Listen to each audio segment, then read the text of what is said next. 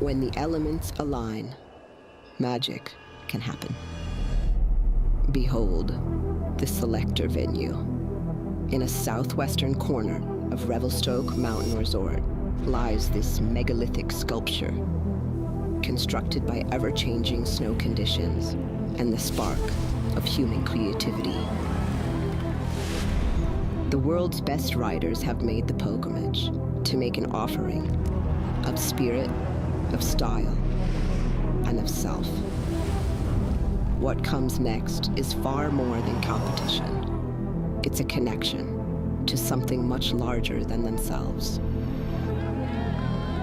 This is where their stories are written. Wow. Legends created and victors named. This is natural selection.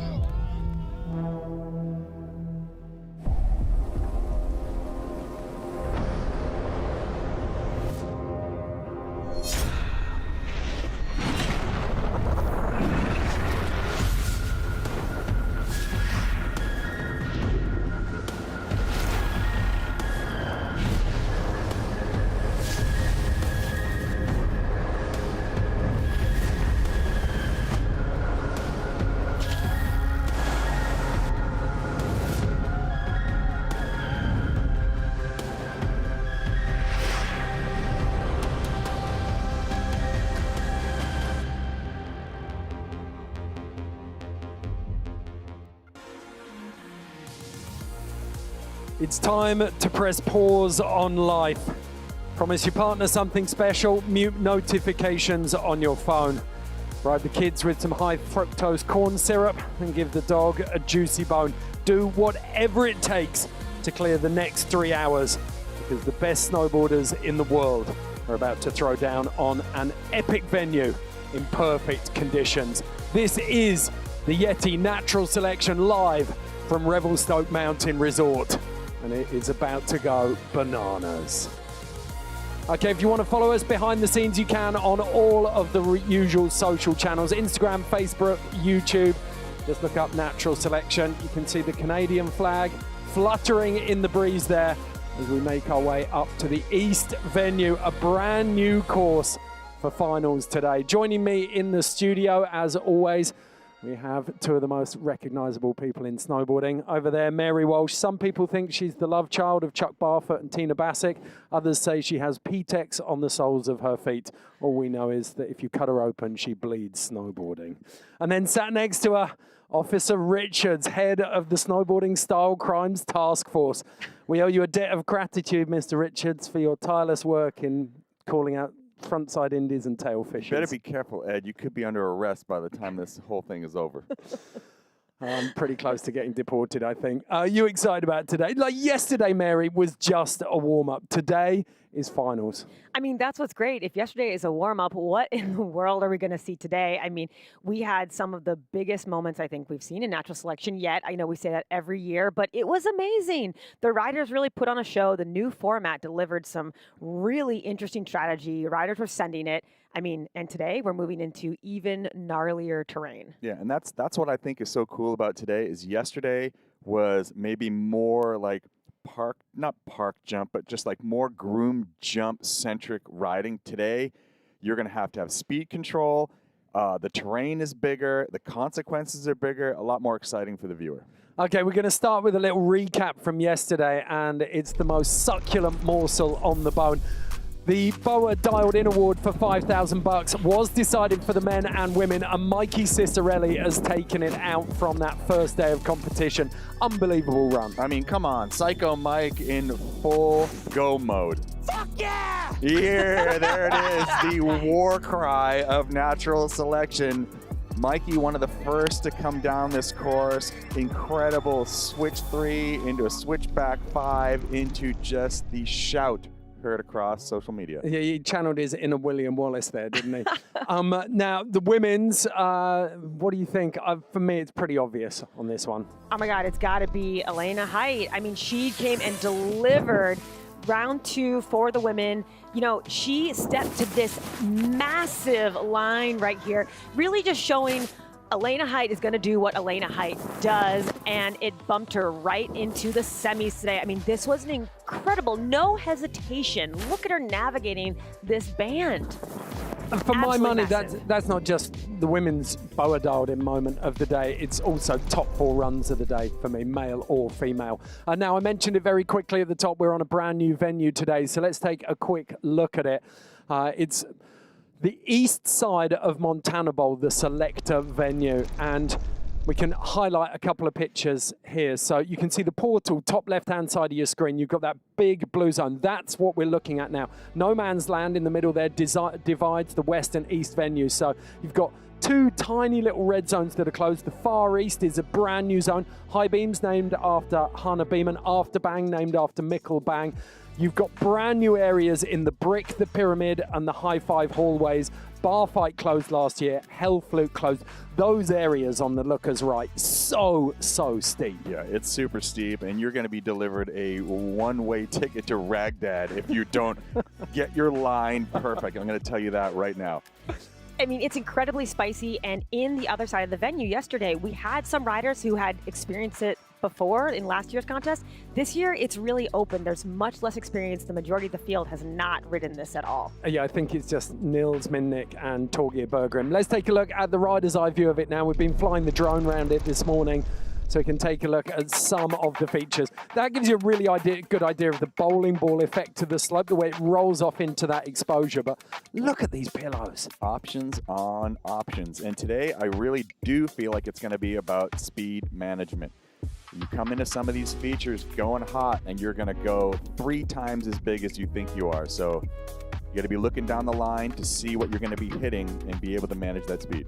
And to that end, like the studying that the riders have done in the last couple of days to get ready, all the photos and videos that they've been able to view to get ready to find these lines and translating that into the route finding on hill, that's going to make the difference.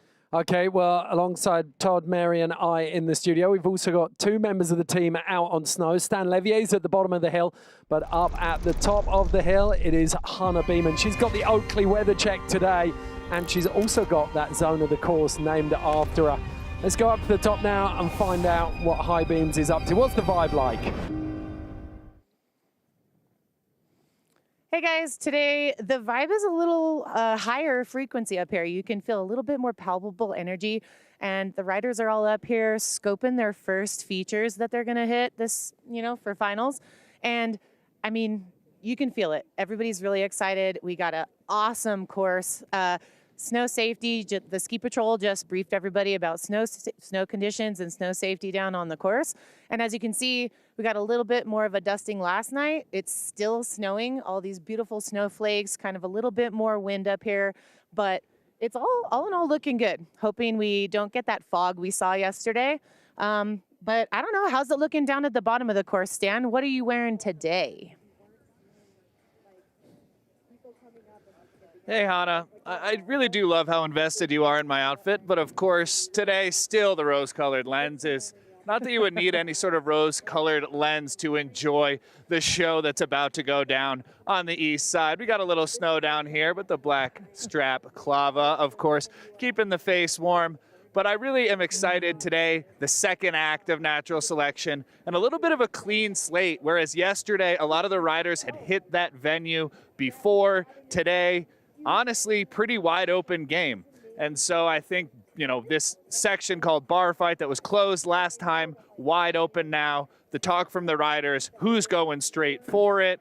And I have a feeling it might be all of them. Great bit of intel there. Thank you, Hannah. Thank you, Stan. Resplendent in his Arc'teryx gear, as always. Arc'teryx kicking out the whole NST crew on site. 30 days up there, and they've all been warm and dry. I mean, Stan spent enough time at the bottom of that face. We need to get him one of those Dakine competitor vests, don't we?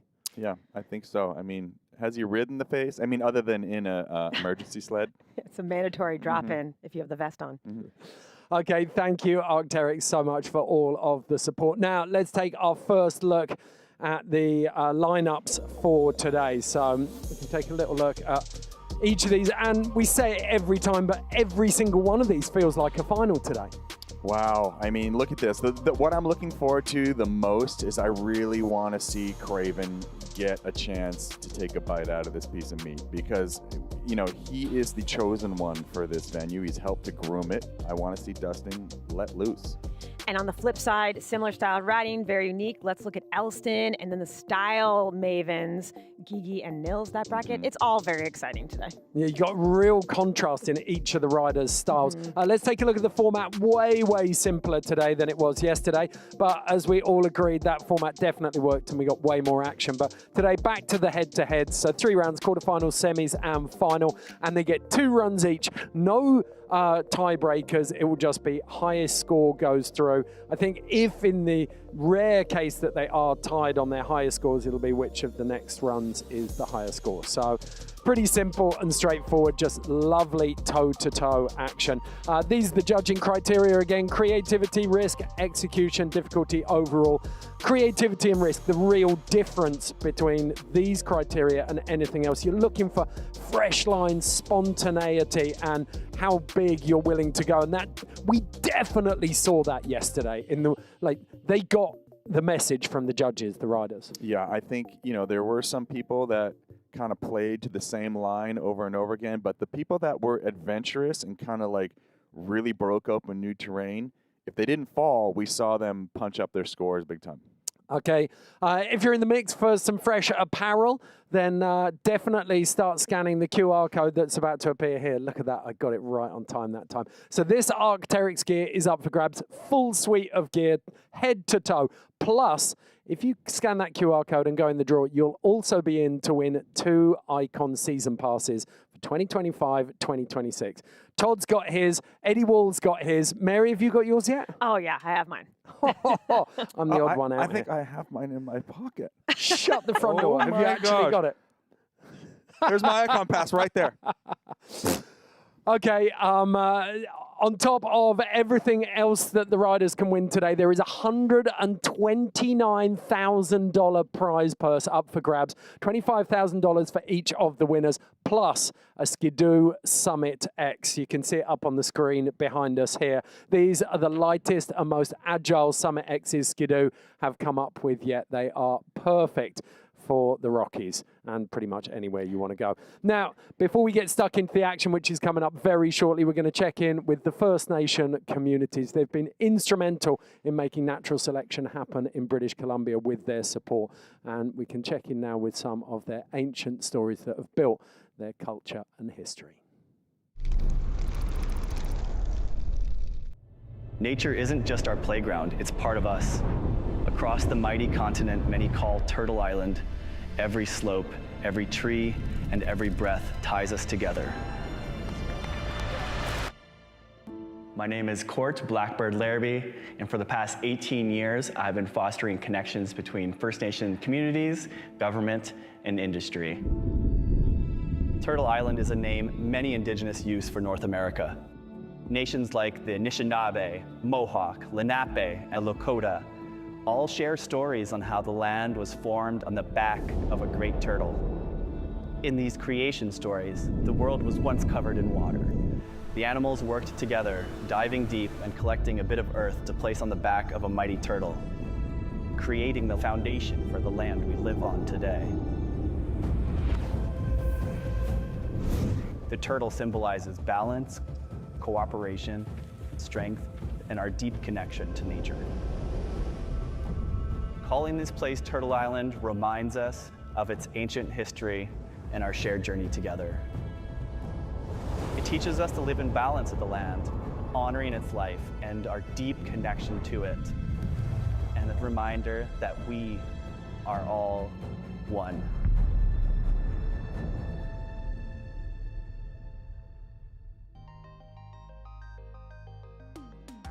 Saving the best till last, 6th and final member of the team. We like to call him the Kevin Bacon of snowboarding because there's no one pro or industry that you can't connect through Eddie Wall. How you going, Eddie? I'm amazing. And I mean, the reason I'm so excited is because yesterday felt like a final to me. And now we're actually going into the final day, which is going to be mental. I'm very excited to be here. And also, hook me up with a Red Bull. I gotta get more. I don't know more if you amped. need any more. He's going in jacked early. up, Eddie. Yes, Eddie. Yeah. I want to send out a massive shout out right now as well to everyone having a cheap bit of fun at the 10 Barrel Brewing watch parties in all of their pubs. If you sat at home watching this on your own, go and check out 10 Barrel Brewing, see if there's one of the pubs close to you, and go and join everyone else. We've even got our own bar up on site for everyone who's in Revelstoke. Don't forget the venue is open to the public this year. So it was such a difference yesterday, wasn't it? Seeing all of the public down at the bottom. Yeah, it gave a lot of energy. It brought a whole lot of energy to the venue that we have not seen in the past. All right, well, here we go. Mikey Cicerelli, straight away. We are right into the action, folks, here. Yeah. Last year's Natural Selection Tour champion. He was emphatic on Montana Bowl. He didn't put a foot wrong in the Selkirks, in the quarters, semis, and finals. He qualified in first yesterday, which means he's going toe-to-toe with Blake Moller, who was the last rider to qualify out of Session 2 in the Hail Mary round. So, Mikey, he's adapted. It feels like not that long ago that I saw him on World Cups, X Games riding slopestyle, but his transition into the backcountry has been so quick. Yeah, and we talked about it yesterday. I feel like there are a lot of competitors who grow up doing slope and pipe, half pipe, and they're like, oh, naturally, I'll just start, channeling into the backcountry after that. But it doesn't always work, and it doesn't always happen. But Mikey Cicerelli is the example of someone who made it happen. And you can watch him as he's visualizing here, and just his approach. Everything is very calculated and smooth. There's no unnecessary body movements.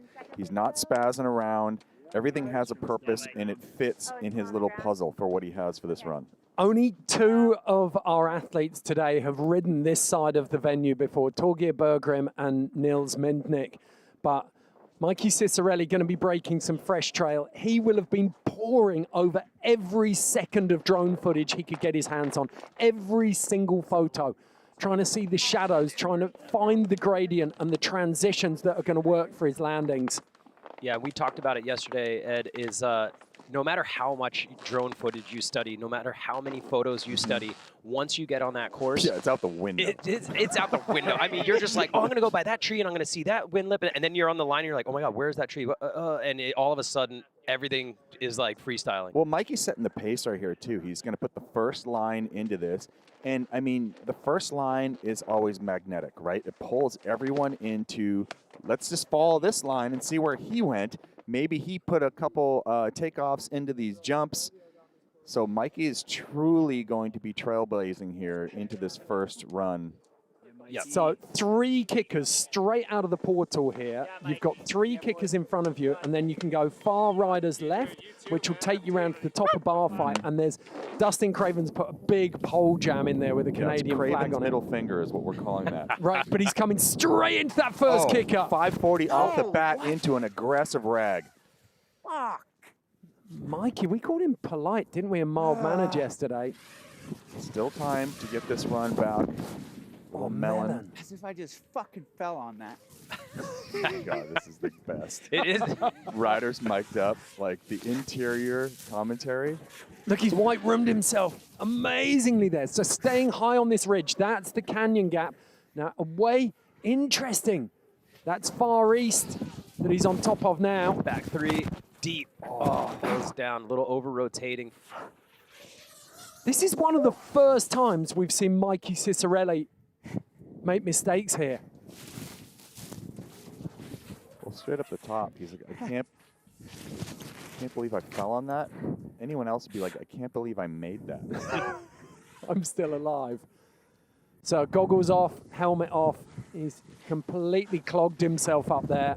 Yeah, we talk about this yesterday, but when you start off a run with a fall, your mental game can go right out the window. Motherfucker.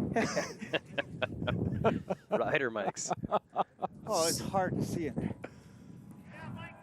there. Okay, that's a great bit of intel. Hard to see in there. So he went straight into Punter's Paradise, that big funnel at the top of the pinch. And there are no trees there. No definition. Holy shit. All right, so we'll watch the replay of this. Ow. Mikey, you all good? We can Yeah. That was a lot of tumbling. Yep. Right there. I mean, hard to see, hard to put him down, but now Blake has the convenience of there's a little bit of definition in the snow now from where Mikey went off that jump. There's a takeoff. He can see where the undulations are in the snow because of the track that Mikey put in.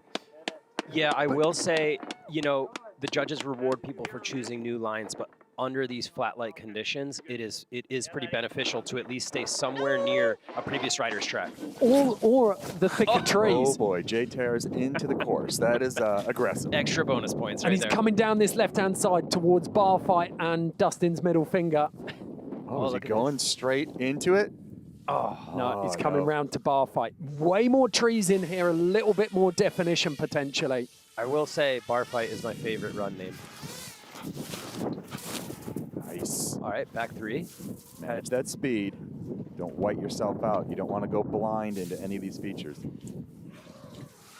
Staying ahead of the slough at the moment, but look at what's in front of him. This rolls off so quickly here. Yeah, a lot of exposure.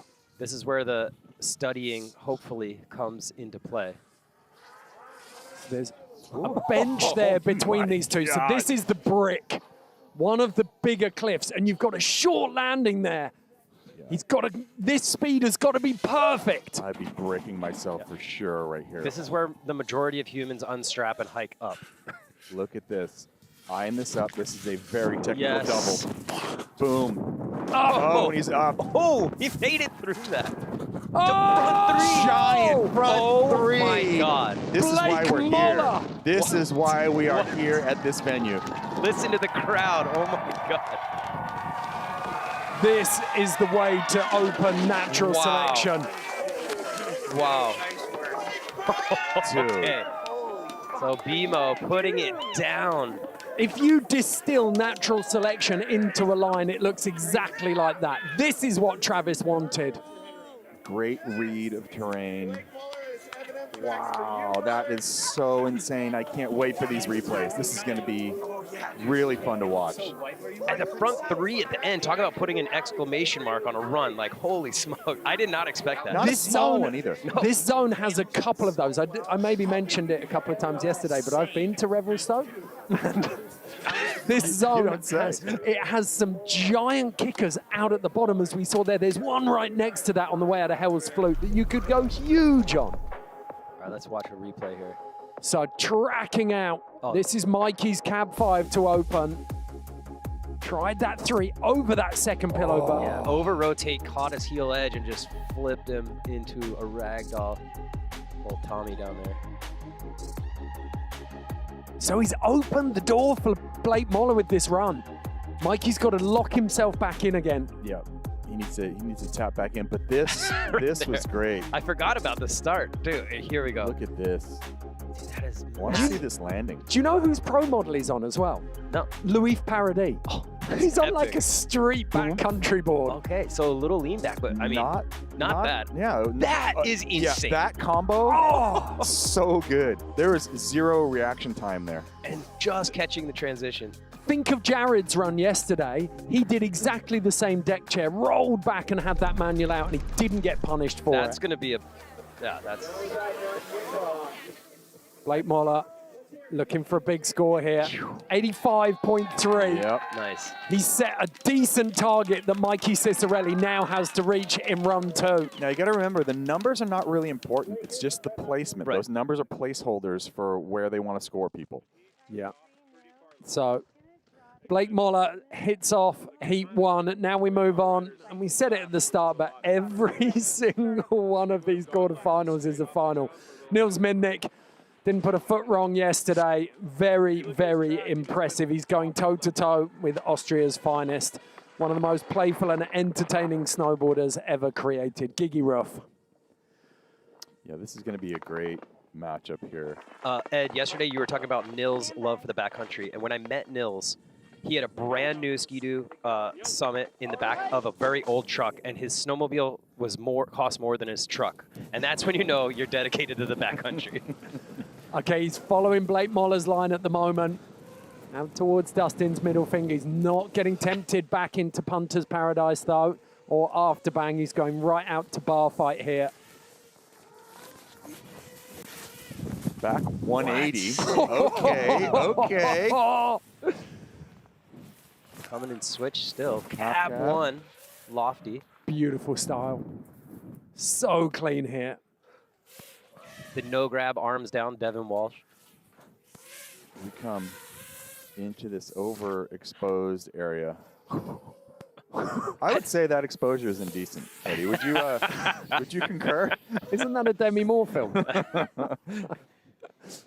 Look at this. Look. Oh, you can tell how steep it is, the way he's arching his back to try and look in there. Oh, the mind mapping that's going on right here. So here we go. Oh, found his way onto the top of this bench. Is he looking at the pyramid? Dude, what are you doing? What? Oh my God. That was insane. He stood up on that. That was no different to Blake's landing or Jared's landing yesterday. There was a solid whoomph when he hit, too. So there was some impact there. I don't know if I'm going to be able to handle 3 hours of this. This is already exceeding my expectations, and there's only been 3 runs. This is mental.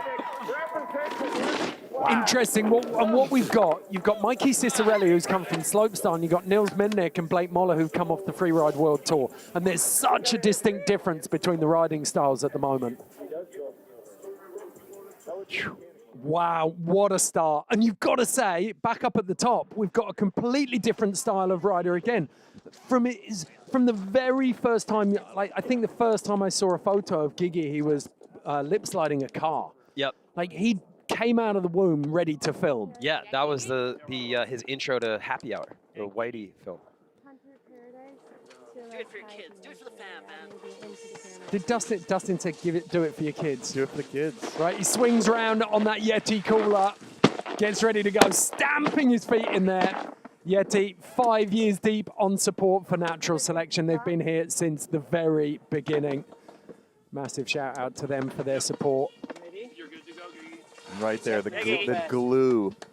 Liam Griffin of Natural Selection. It's one thing to have crazy ideas like Travis. It's another for someone to make them come to life. Exactly. Liam is that guy. Okay, Gigi dropping in switch. Carrying a lot of speed. Oh, yes! Okay, that's why they built that. Thank Half you. cab to the Eagle's Nest. Thank you, Gigi. Just starting things off. Dude, oh my God. What? Dude, and those gaps, if you come up short on one of those, it is bad. Oh my gosh. news. Oh my gosh. Gigi is hauling butt down here. That was incredible. Wow. Okay. I'm right up on top of this stack now. This is after bang, where we saw Mikkel. Oh, Yes, this Yeah, angle is Geek. insane. Yes. Oh my God. Gigi What? Roof, take a bow. That was exceptional. Wow. Dude. Okay, talk about no hesitation and high-speed riding. Yeah, I didn't know what was happening there. I was like, you are carrying a lot of speed into this. Zero hesitation. Listen to the response as well. Just eating a little bit of snow. Oh, just chow and pow down there at the base. Chow the pow. Oh my gosh. It's so fun up there. All right, we're hearing snow's insane. I don't know about it, but I stayed on the feet. It's just really hard to navigate.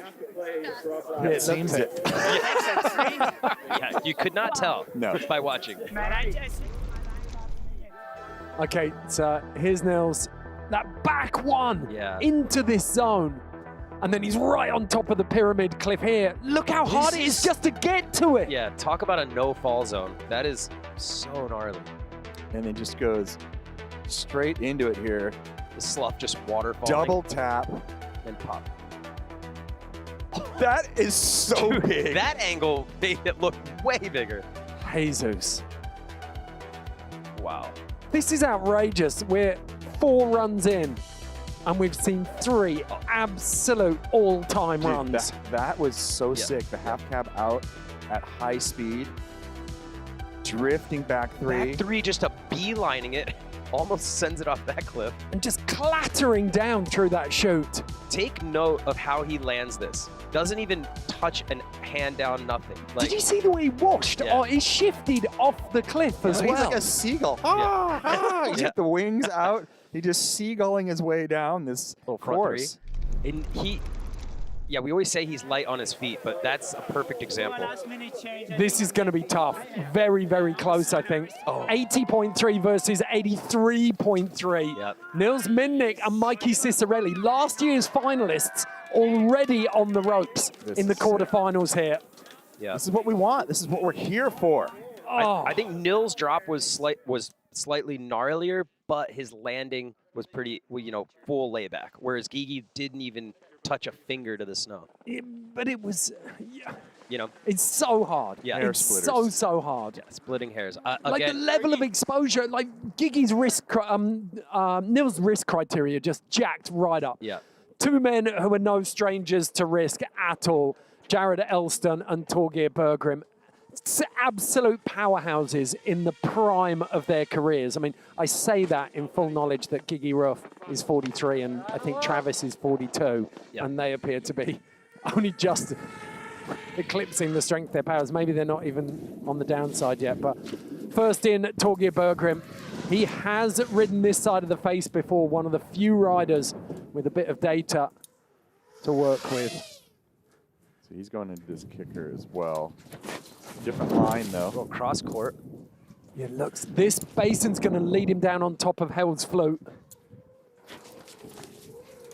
Just cruising down, just popping off these pillows. No spins yet, but keeping his speed and flowing well. He's going for line. Yeah. I think he wants He's something just big at the going bottom. straight for the goods. Well, that makes you think anytime you're not distracting yourself up top with something, you've got something big planned down the bottom. There's a good... Oh!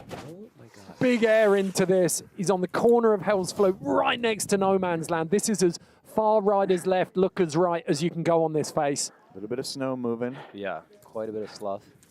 Oh, here we go. This is a big double. That's a huge double. No, he missed the middle. He just went all the way down. That was a single. Oh, yeah, I guess you're right. And there's no selling that. That was a dead stop. No, yeah, he stopped dead. That'll happen when you jump off a 6-story building. I love the fact that he committed to it, though. He had like the little poke on the air, like, I'm stomping this one, I'm bringing it in. I can't wait to see that replay, because I thought the same thing, Todd. I thought he was going to touch down on that little bench. Little shimmy shake. Just getting rid of the excess snow.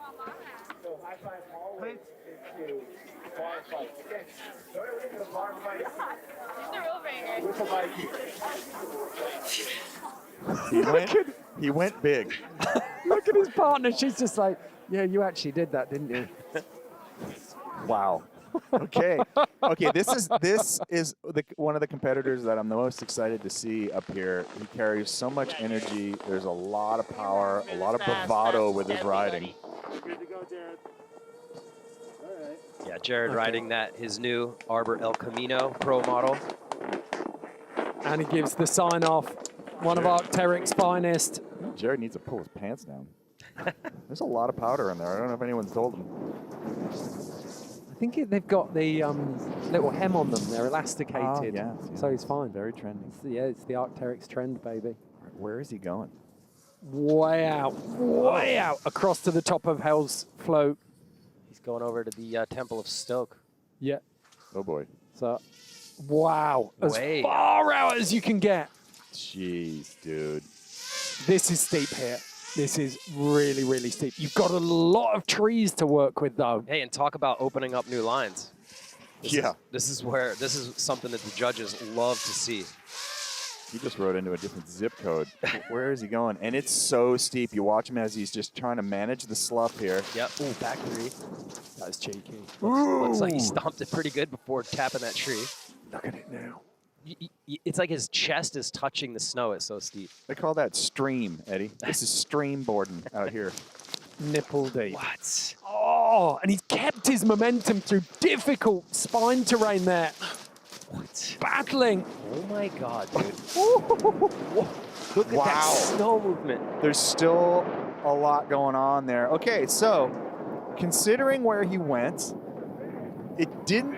to me, it kind of didn't seem like he got the payoff that he was looking for. I mean, it was super sick. Holy shit. steep in there. Steep in there. Super steep, but do you think he was looking for a big feature I that he think- didn't come on? I think possibly that angle was a little bit like not giving as much justification. I Okay. think if you see a front angle of that, he was in some very like bouncy, crazy pillow lines that are easy to get knocked off your feet. But it's not as steep as where we saw Blake or Nils. Like, and they had a big point on there. Like, this is an epic big mountain line. They put themselves in some serious no-fall zones, but look at this. I mean, It just slopes away, giant, Oh my giant air out into the flats. It was so close. If he could have redirected slightly, he might have, like, a tiny little, if he'd tried to hip it a bit. All right, Jared. here's Jared. He's got that 3 up top. I'd forgotten about that In one. the crazy steep terrain. Like, look at that. too. That is Yeah. pretty gnarly, dude. And to stay on your feet through all of that, There was a, difficult to see. It looked like there was a ramp all the way through there, though.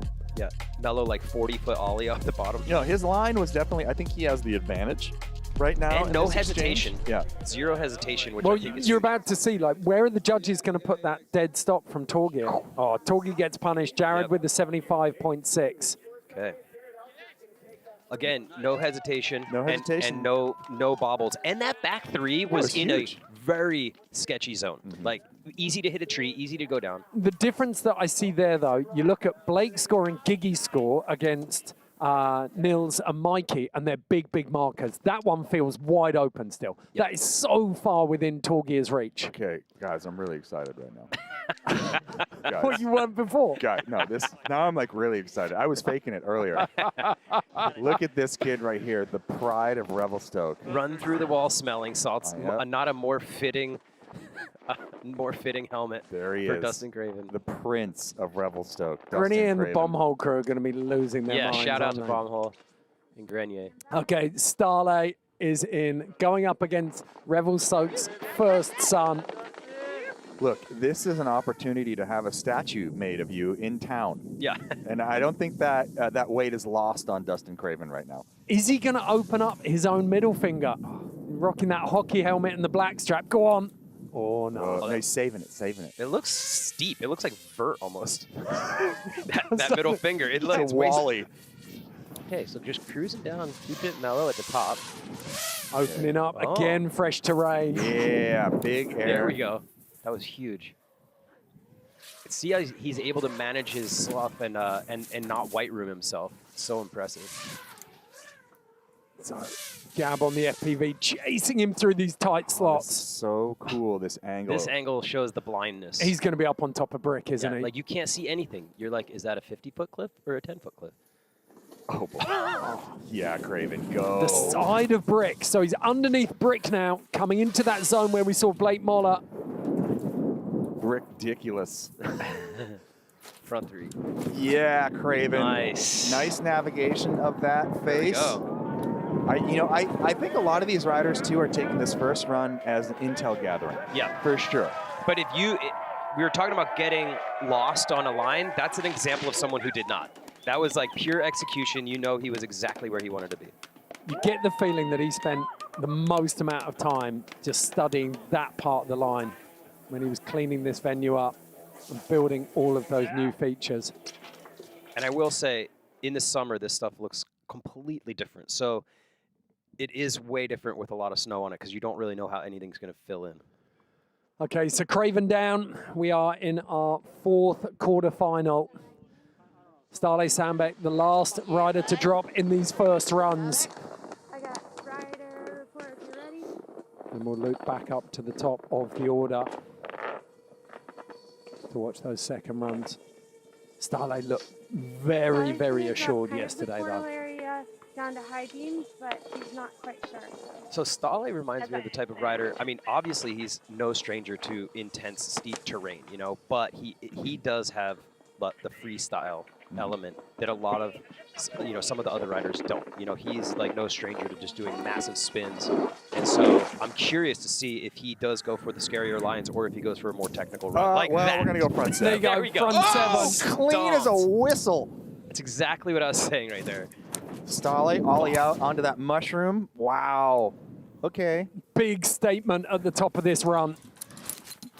He is riding this thing proper right now. Big move. Butter 360, kind of a little bit of a jet ski out of that, but he's back up on his feet. This is beautiful. Still has an opportunity for one more big hit. Here we go, back 3. All right, so yeah, so I kind of called that a bit. Like he stuck more to his freestyle moves rather than putting himself on some really steep, scary stuff. But again, that like a trick like that solid front 7 is the biggest spin we've seen so far, and it was stomped perfect. Play to your strengths, and it's not like that was the only thing either. He had that ollie out onto that mushroom as well. I'm going to put it out there as well. Jared Elston came down and said that it was really bad visibility in there. Starley came down the same zone, no trees in there. That Oakley Prism lens could be working for him. There you go. Doesn't look like a flat light lens either. The hockey helmets, they look pretty good. Okay, which way is this going? Give me the shout. Starley's got the advantage here. I think that Craven went in there looking at that more like an intelligence gathering run.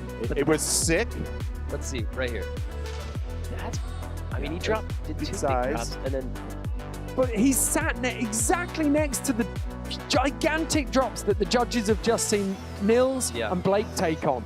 It's impossible. Like, Blake went nearly half the distance again off that bottom kicker. Now watch Starley's version of the run, because he goes front 7, obviously, park trick, whatever. Tail grab clean as a whistle. It doesn't get much more clean than that. But then watch this. That pop, big Indy right there, and then he goes to try to pop out onto this mushroom. Oh, we missed that. Backside 3. That's a really tough call for me. Honestly, that's a tough call because Dustin did put himself into some kind of a little scarier zone. I think the Indy, like the way that fell away and how steep it was there, and to keep it pointed afterwards, not give in to that urge the advantage to is slow going it to go down. to Starley. I'm going to call it on this one. It's not going to be huge. I reckon Dustin high 70s, Starley early to mid 80s. But remember, it's not about these scores, just who had the better interpretation of this and who's going to move on. And it's going to be dangerous now that Dustin's got all that intel. You know, see how it's taking a minute, right? Because this is one where the judges have to deliberate a little bit. Front 7 tail. Who grabbed for that long? Like, he grabbed through fully more than 360. Look at the judges. They're like, Proper oh, park man. style. They're like, oh, what do we do? DCP, Yussi, and Chad, I reckon, have got the front 7 up top. Leanne and Jody, I'm not quite so sure. If you're just being introduced to our judges joining us today, it is a judging panel of peers. Chad Otterstrom, Yussi Ottanen, 84.6, 84.3. Okay, that's great to see that. Wow. That's great to see because they're weighing each equally almost. We said that was going to be close, and I have no idea it was going to be that close with 0.3 difference. They're literally separated by a paper cut. Yeah. That is outrageously close there. So Blake Moller against the form guide leads Heat 1. You've got Gigi Ruff leading Nils Mennick. As we said before, both of last year's finalists on the ropes in Heat 1 and 2. Torgeir Berggrim had a big run, but he couldn't make it stick. So Jared Elston leads Heat 3. And Craven and Starley Sandbach, that one is poised perfectly for a showdown in run 2. Wow. Okay. Let's go. Take a breath. I need to get back in this. I want to take a little breather. That was so intense. Yeah. Okay, so I was just saying it. Now Mikey knows what he's dealing with. Mikey is a perfectionist, the way that he can kind of recenter himself. I've heard from multiple people that Mikey's, I think it was on the bomb hole, that he was concentrating on trying to stay in a flow state, get himself back into it, re-rack it. Now he's got intel going into this. But there's, you have to have that go for broke, attitude in this to get those scores. Okay, we're going to take a quick break before we get stuck into run 2. If you haven't already seen it, this is the new Arc'teryx film, Every Island Has a Name. It is an absolute scorcher of a film. Check it out.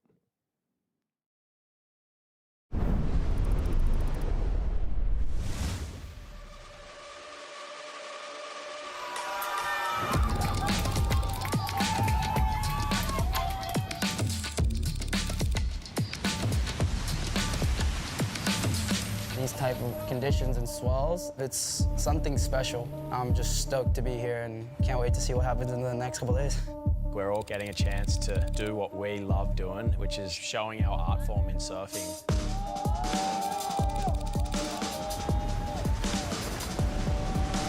I'm pretty excited to see how something different turns out, and I'm stoked to be a part of it. It's in the middle of nowhere, no one surfed it. Would you like to come? I was like, yeah.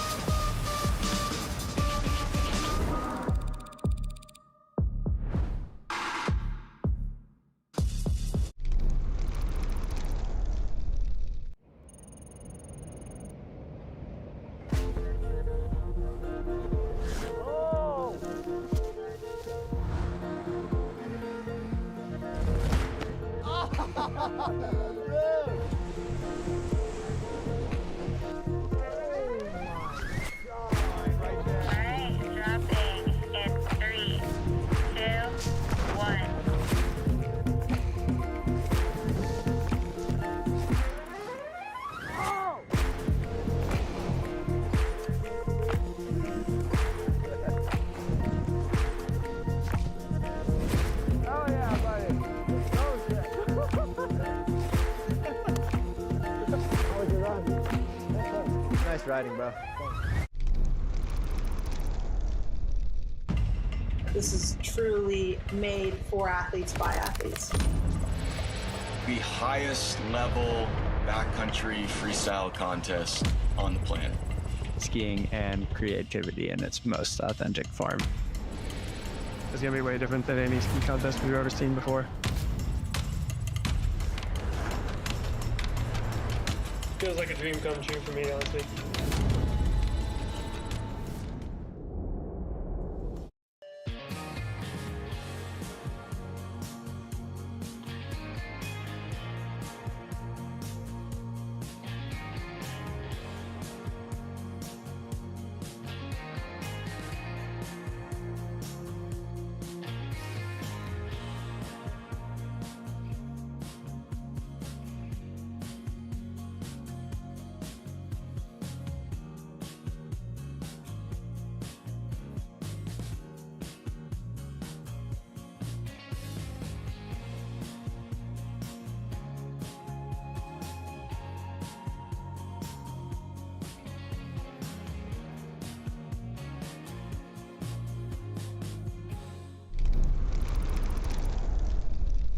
No check.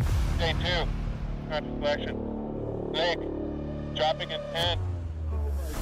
What's the status? 1 minute. Kind of looking like we want to make some moves. Yeah, we're just debating. Copy that. 3, 2, 1. Snow is good in that landing. Drones up. Cameras rolling. How you guys doing down there? Ready to battle it out. Copy. Got everything we need. We are rocking, my friend.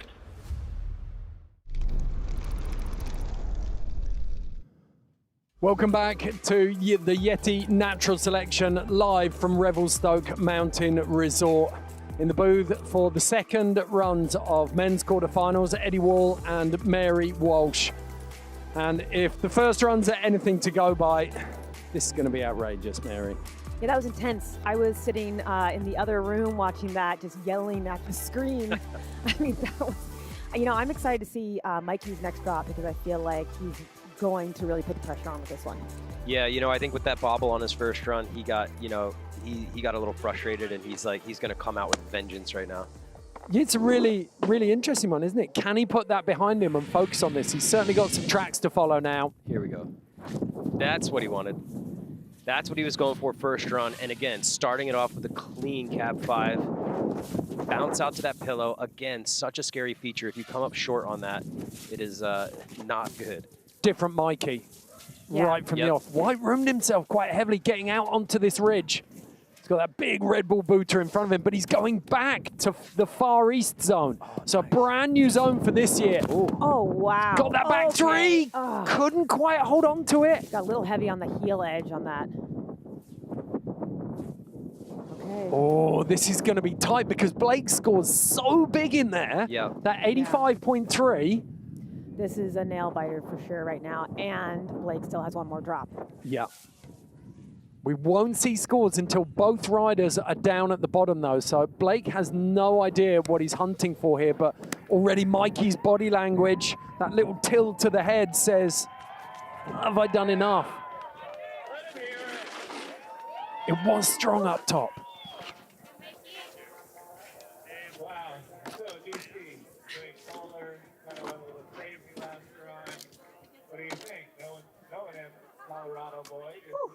So unusual.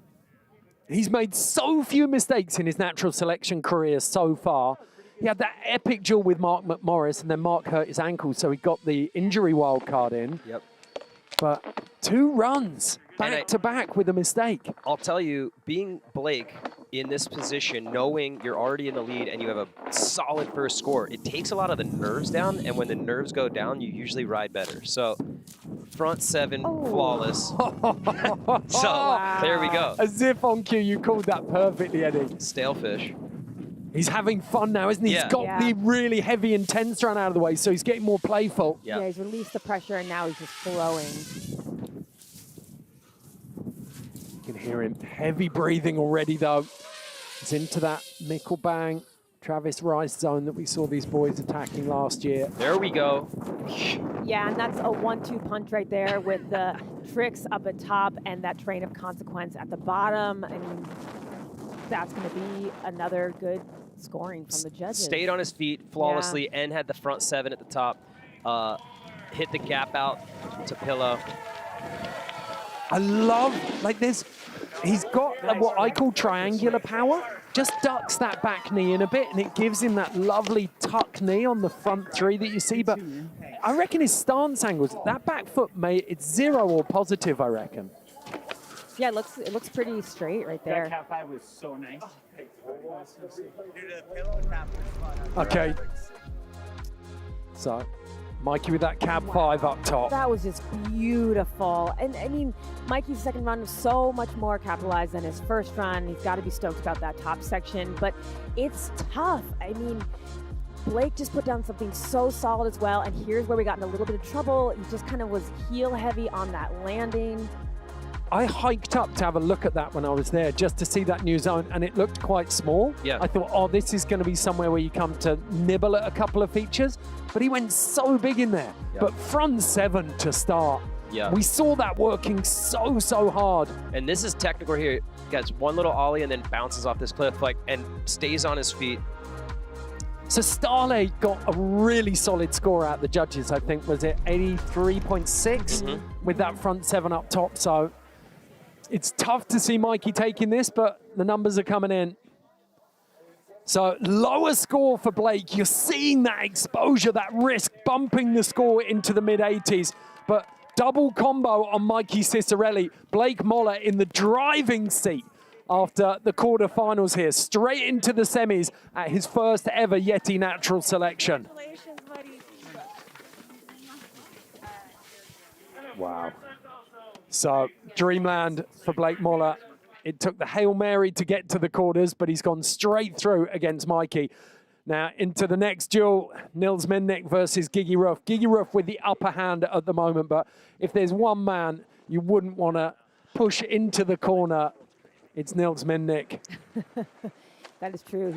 He's got that calculated flow, and he's very decisive. You know, Nils, as we mentioned yesterday, he has a background in competition, both in halfpipe and in slope style, and he made the leap and to Big backcountry. Mountain, Freeride World Tour. Oh, yes, and Freeride World Tour. So he's definitely the total package when it comes to having a big bag of tricks, being able to route find and navigate in terrain, and like you said, you don't want to push him to his limit. Okay. It says Mennick on the back of that Dakine vest, and it says it for a reason. There we go. Switchback 7 to start. Big move up top. He saw it work for Starley. Half cab, shifty tail tap on that big nest set up by Dustin Craven. And now he's getting into the steep stuff at pace. This is a big run. Yeah, no hesitation in the hairy terrain right there, just coming into this open area and getting another straight air. Oh, beautiful! What? And he holds on to it. Okay. He's out for blood. Look at that toe side. Is there any such? There's no such thing as the perfect. Oh wait. That was like you just called it, Mary. We saw the precision. Technical freestyle of a switchback 7 at the top, and then you saw all the big mountain smarts from the Freeride World Tour down the bottom. Yeah, and to see, and switchback 7 is arguably probably the hardest 7, like hardest direction to spin. I would say so. Off a park jump, let alone into deep powder on steep terrain. In not great visibility. Yeah, I think the judges are going to reward that run very well. Yeah, it was pretty much perfect, and it was extremely technical. Gigi Ruff, Vorarlberg's finest. What's he got left in the tank here? It was a really playful run. And I think that's his nature too, whereas like Nils is very calculated yet so smooth. Gigi is extemporaneous and playful, and you really never have any expectation of what he's going to do other than you're going to be pretty impressed by it. So it's like up there, what's his mindset right now? It was like someone had like rolled a bowling ball down the slope last time, wasn't it? It was just bouncing between things. And let's see if he has the same effect as BMO. You know, he's in the lead, pressure's off, here we go. It's on. That was beautiful, the half cab up. Oh, just doubling up on those bird's nest features. Yeah, and gapping out to those is no joke. Like, and when you hit them, you can get thrown off so easily. Doing well not to get himself white-roomed up here, holding the pace. As I say that, he literally kicks up a powder smoke off that big Red Bull booter and then cuts cross-core on top of this big feature. Nice. Okay, just really getting himself into the weeds right here. No hesitation. One drop. Oh, such a beautiful back 180. Stands up on it, holds on half cabs out of the bottom there, and then big cloud burst to finish. I mean, damn, that's gonna be pretty tough because he also got real technical up top on those birds' nests. There was, is it me? Did Gigi somehow manage to expand the space-time continuum and make that face bigger? Yeah. There was so much more going on in there. Oh, yeah, switch 7. I had to ask Livium on some intel. Man, it threw me around cab. It was 50% improvisation. There we go. Maybe a little more. That is why I love YETI Natural song. Selection. That's your champ. 50% improvisation, maybe more. He's a Okay, jazz so musician. switchback 7 to kick off from Nils Midnick, and he was hauling through here. Yeah, Nils understood the assignment. I mean, he really took every bit that you're really looking for in that credo and applied it. Look how big that was and just so smooth in the He air. gapped out to that tranny. The judges are going to be frothing on that. All right, and then I want to see Gigi's first hit because it was hard for us to see that angle. Look at this angle. Half cab up, back one down. And then off the cornice, dude, rad. off that little windlet. That was so sick. That was beautiful, I love wasn't that, it? Yeah, that combination of the enhanced terrain with the natty terrain, that was just, you know, beautiful use of the course. That was big as well. And then right here, this traverse caught me off guard. I thought his run was over. And then he quickly traverses riders left and gets on top of this feature. Double line, back one also caught me off guard. Landing switch. Super sick. Holds on to it. Yeah, slight layback, but nothing bad. And then a little cab one to finish things off. And then boom. Oh, man. You know what? Out If we got to pan to the judges' booth right now, there would be paper bags on everyone's mouth. They're trying to stop panic attacks right now. These runs are starting to get so close. Look at UC. Oh. Yeah, UC's just like, what are we doing? Jody's having a nightmare. Leanne's having the best time of her Jody's life. having a breakdown. Mad props to the judges. Oh, my God. I don't envy their job. No. That is Yep. a really We good haven't one. name checked it. Oh, so 80 point. Right, that's the first run. 85, 88 for Gigi. The judges loving that creativity and spontaneity. That criteria cranked up. So an incredible run from Nils Midnick, but he will not be advancing any further than the quarterfinals this year. He made finals last year, but it's Gigi Ruff who advances. He will face Blake Moller in the semi-finals. What a matchup that promises to be. But now we move on. Torgeir Berggrim, Jared Elston. So that's our first of 1 and 2 from last year already out. Yep. Wow. Finals done. Totally new. Oh. Chicane! Nice. Oh, Torgeir! Taking a note out of Gigi's book. From yesterday. Unbelievable start. And again, you see him ripping steep terrain there, buried nearly up to his chest. Big popper there. He's getting onto something bigger here. Okay. Further left he goes, the more exposure builds. Hunting his way down, just trying to sniff out those lines of consequence right now. Oh. Drone down. Even the drone doesn't want to hit this area. So he's on the side of brick there. This is where we saw Dustin Craven.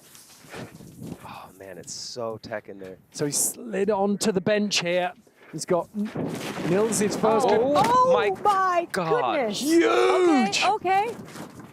Looks like a little bit of submarine on the landing, perhaps, but we might need to look at that again. I mean, that was massive. That was insane. Did he touch the second bench a little bit? I think he touched the rock. You could hear on his microphone like a rock scratch off the edge. Holy smokes. Everyone else has been tapping pillows. He actually caught a bit of... Yeah, I want to see that replay so bad. I think he went a little faster than expected and essentially missed the bench and just sent the entire band. But again, taking that hard, I love how Scandinavian he is. A man of very few words. I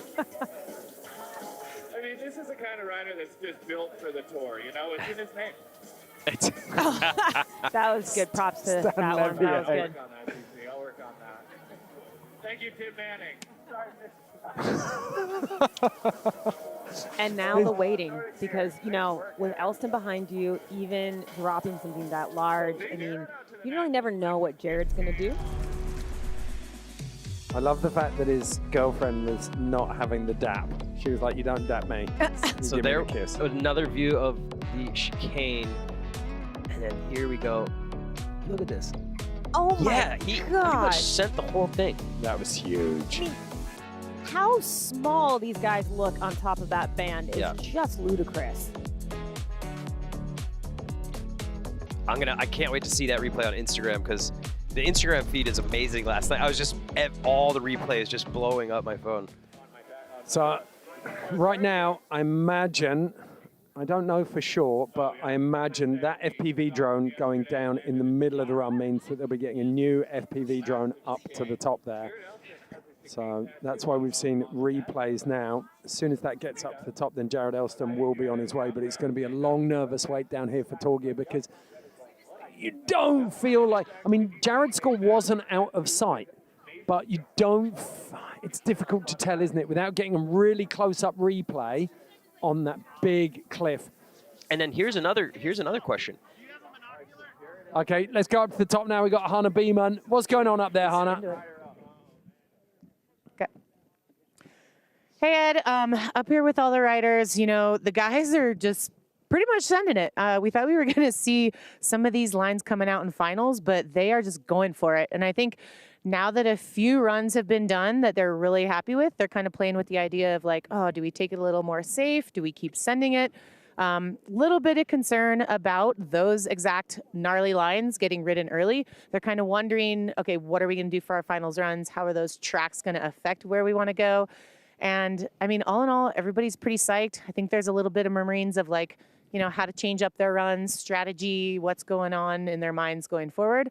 But everybody's pretty much sending it. And I think they're excited to take it to the next level for the next round.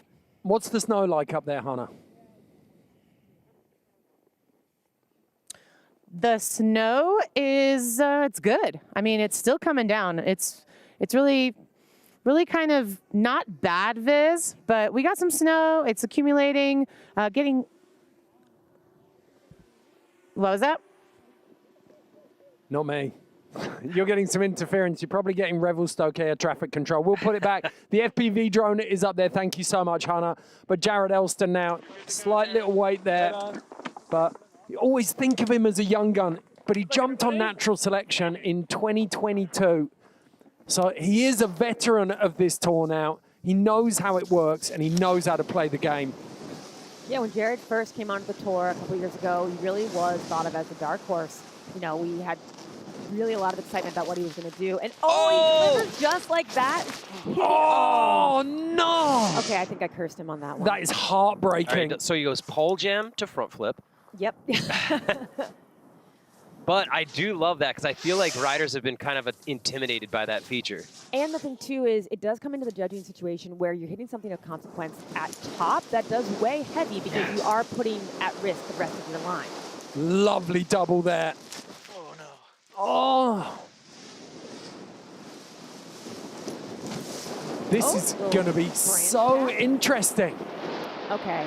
So I mean, he did lace that bottom section pretty well. It was like a triple. And, you know, way down, it looked like he kind of checked, but it was like way after the landing. And then he did do the pole jam, but kind of went over the bars. Yeah, I'm real curious to see. I don't see an improvement.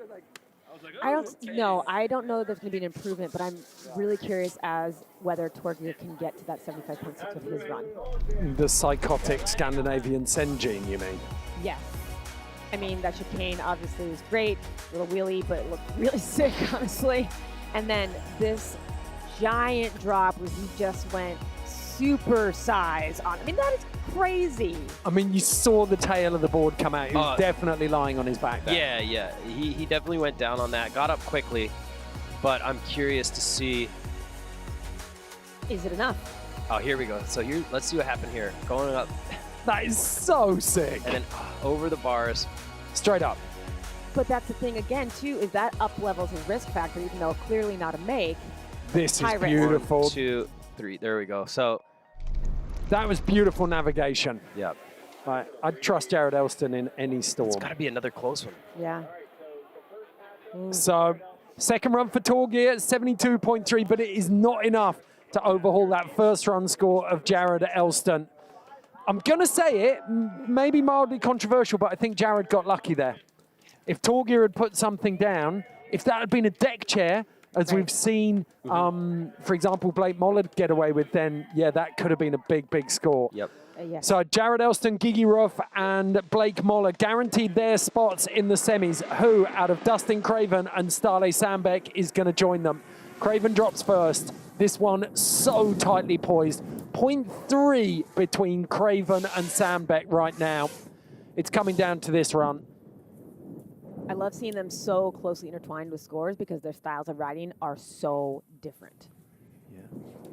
So all the way across again. Craven wanting to get on top of that big exposure. And it is so steep here. Front three. Yeah, front three, right in between all the trees. That landing is so sketchy. Wow. And like you said, Ed, this is so steep. Like if you start tumbling, the only thing stopping you is a tree. Cheeky method. And now opened up into this blind, steep face. Hell's Float. Wow. Another solid name.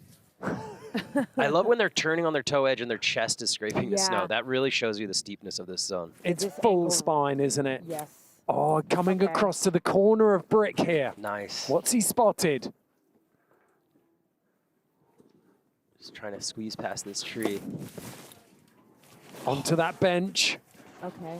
Oh, he is weaving into some sizable cliff right here. Is he going to double this or is he going all the way? He's going to go all the way. There it I was is. wrong. But still double! Stomps clean. And then a beautiful pop out the bottom as well. Big run from Dustin Craven. Just beelining it to the crowd. Okay. And there is that element here, isn't there? Like, it's an amphitheater. You've got a gallery down at the bottom there. Big line. Full line from top to bottom. And just the navigation across the kind of like spine type area into that drop. I mean, that's very technical. So Craven, he looks like he's waiting for the bus, doesn't he? The man, like, what does it take to get his heart rate above 62? My favorite quote from Craven was last year when he fell. And they're like, Craven, you fell on that run. How was that? And he's like, it sucked. Craven's the best. Okay. So Dustin Craven waiting patiently at the bottom for Starley Sandbeck. More information than I need to know about Lieutenant Dan. Yeah, this is dicey because I think both of these guys have such different approaches to this terrain. Both so rad, so fun to watch, so gnarly, but kind of like the yin and yang. So Starley put it straight down the middle of Punter's Paradise. Right. And let's also not like take out the fact that Dustin did that front three up in the in that tree zone, which is really sketchy. Yeah. The steepest zone. It's like, I know it looks like trees and pillows, but it's close to 45 degrees in there. Yeah, that was so steep. Anything gets away from you, like you said, you're ragdad all the way to the bottom. Well, I think this is where Stahle's probably, if he's going to capitalize on the top with his high-level kind of trick selection from his slope days, and then add something consequential on the bottom, that could be very, very dangerous. Like, he could easily reach into the 9 section of his bag of tricks here and pull one out up top. Yeah, I'm curious to see what Stahle breaks out right now. Again, a little of the pressure off. He's in the lead. He's a little bit more relaxed. You can see Madison Blackley getting a shoulder massage from High Beams in the background there, and Shaka Pankachova, the women coming up straight after the men here. The action does not stop here at the Yeti Natural Selection, live from Revelstoke Mountain Resort. Starley Sandbeck, the last man to drop in men's quarterfinals. He said he's going to the right-hand jump. Oh, nice. Saw him lay down that beautiful front 7 tail grab, like he was on a Lark's Park booter.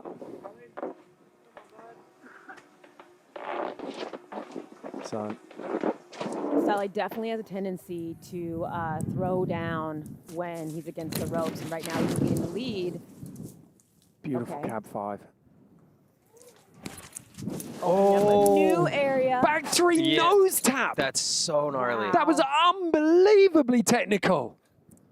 Like, arguably as a combo, that's better than the front 7 tail. Yeah, I would say, because man, those crow's nests again. When you tap those, you don't know like at what level or what speed you're gonna hit them, and they can throw you off so easily. Get bucked off one. Now, I'm breaking branches. Yeah, a bit of tree pruning.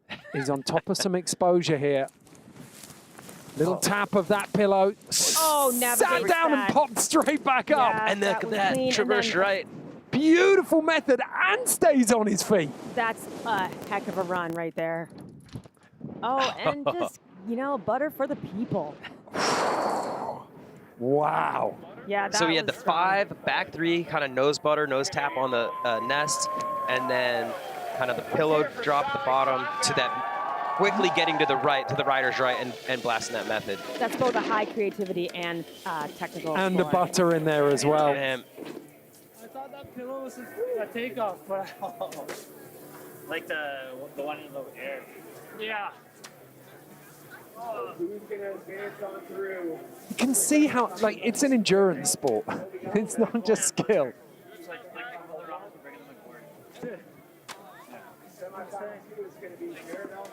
It's shades of, like, And this is really a tiebreaker, legitimately. so just 0.3 separating these two in run 1. And it's going to be just as close. Yeah, I think Judges so. absolutely hating their lives right now. All right, so here's Craven's front 3, squeezing past these trees. Like you said, Eddie, earlier, that is such a technical route that he's navigating and spinning into that, of course. And he got away without white rooming himself. Yeah. He rode with purpose. He knew exactly where he was through that top set of spines up on top of this double, which is a big stack.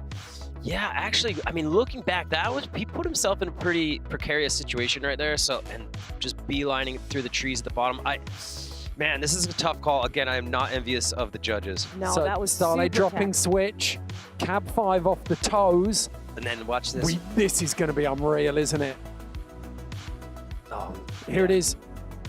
back 3. Dink. Wow. Nose tap. Back 3 nose I tap. thought that And was another a little takeoff. ollie. Yeah, this is going to be a pretty tough one. So he gets a bit of a double out of that. Yeah, stomps it clean. It's almost a triple, And isn't this it? is Pillow. good. That's sick, man. Yeah. I'm thinking Stahle might get this one. Yeah. Having to compare those two runs, I mean, Thank goodness for the judges in there doing the hard work for us. Like Gigi did. Yeah. Like Gigi expanded the run. He packed so much in. Yeah, Look exactly. at that. We love to see it. Like, I thought Stahle's run was over, and then he does that method. I think, yeah, again, huge shout out to the judges. Judging is so difficult, and it's a pretty thankless job.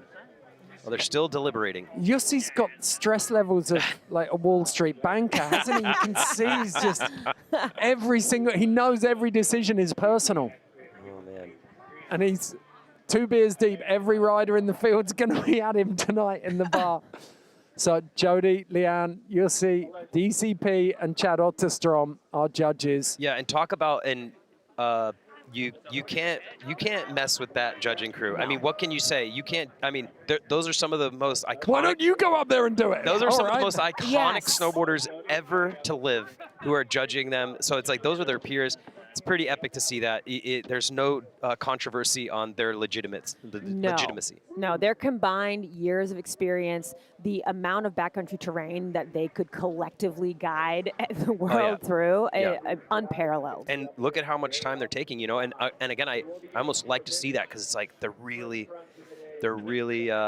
thinking about it, you know. Yeah, they're doing their due diligence for respect of what's going down today. It's like these guys are putting it on the line. Yep. And again, it's like the comparison of all the variables of each one of these runs, that is so difficult. I'll say for the amount that Stahle packed into his run, I think it's probably going to sway his way, in my opinion. But we'll see. These guys are all stressed. Look at Jody. Jody's just like taking his hat off. He's like, oh my God. Yussi's kind of taking himself out. DCP, did you know DCP wrote a poem for the riders yesterday? What? I read that. He wrote that. I think so, yeah. All right, here we go. Okay, scores are in. 87 versus 86.3 improvements for both of them, but it's Stahle Sandbeck who takes the win and will advance to the semi-finals. I mean, it doesn't get much closer than that. The Revelstoke local, Dustin Craven, is out. Stahle Sandbeck, the look on his face says it all. He knows exactly how tight that was. Yeah, I mean, their first score was basically a tie, and then their second score was only about a point off. So that was one of the closest battles that we've seen so far. Okay, well, you can see there, Blake Moller takes out the first win, and then Gigi Ruff, Jared Elston, and Stahle Sandbeck, the last rider to join him. If you're interested in winning some Arc'teryx gear, then you can take home, I'll get it on this side, there's all the Arc'teryx gear. This is the QR code that you need to scan. Get on that now, and you can enter to win a full head-to-toe suite of Arc'teryx apparel and 2 Icon season passes for 2025-2026. Now, we're one step closer to finding out who will be taking home $25,000 in prize money and a Summit X Skidoo. It's very, very tight. We've got women's semi-finals coming up very shortly, and the men's will come after that. First, though, we've seen them hard at work already. Let's go and take a look at exactly who our YETI natural selection judges in 2025 are. Judging panel? The panel's insane.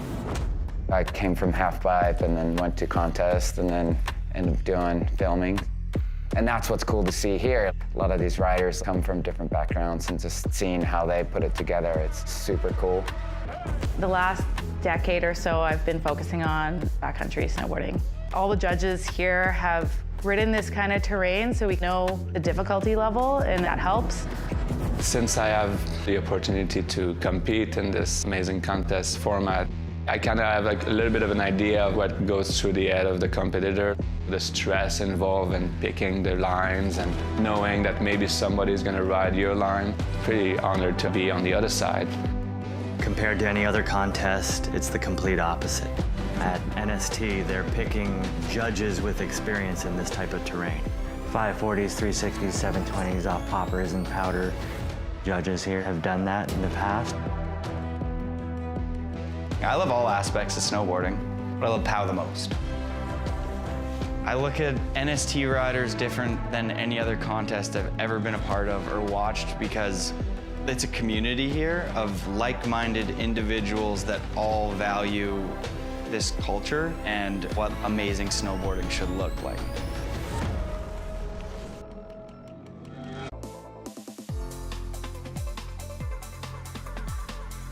Our judges, man, they are just some of the greatest snowboarders that have ever lived, and I am super stoked that they are doing this. And I know them personally, so when I yell at them, I'll yell at them personally. All right, let's talk about the women's semifinals, because that's what we're into right now. We have Madison Blackley up against Spencer O'Brien, Sharka Panchakova up against Elena Height. Now, Mary Walsh, what are you liking here from the first heat? Oh my gosh, I like all of it. I mean, we have 3 out of 4 riders who have not made it to this level of natural selection before, 2 complete natural selection rookies. This is exciting. This is just a fresh perspective at natural selection. Okay, so this is the format. Once again, if you're just joining us, we got 4 riders dropping here. We have 2 rounds, and semifinals and the finals. They're going head to head. Each rider will take 2 runs. Highest score will advance them on. And we have seen some great action from the men so far. And the women now are about to deliver on this course. Completely different set of terrain that they are into this time around than yesterday.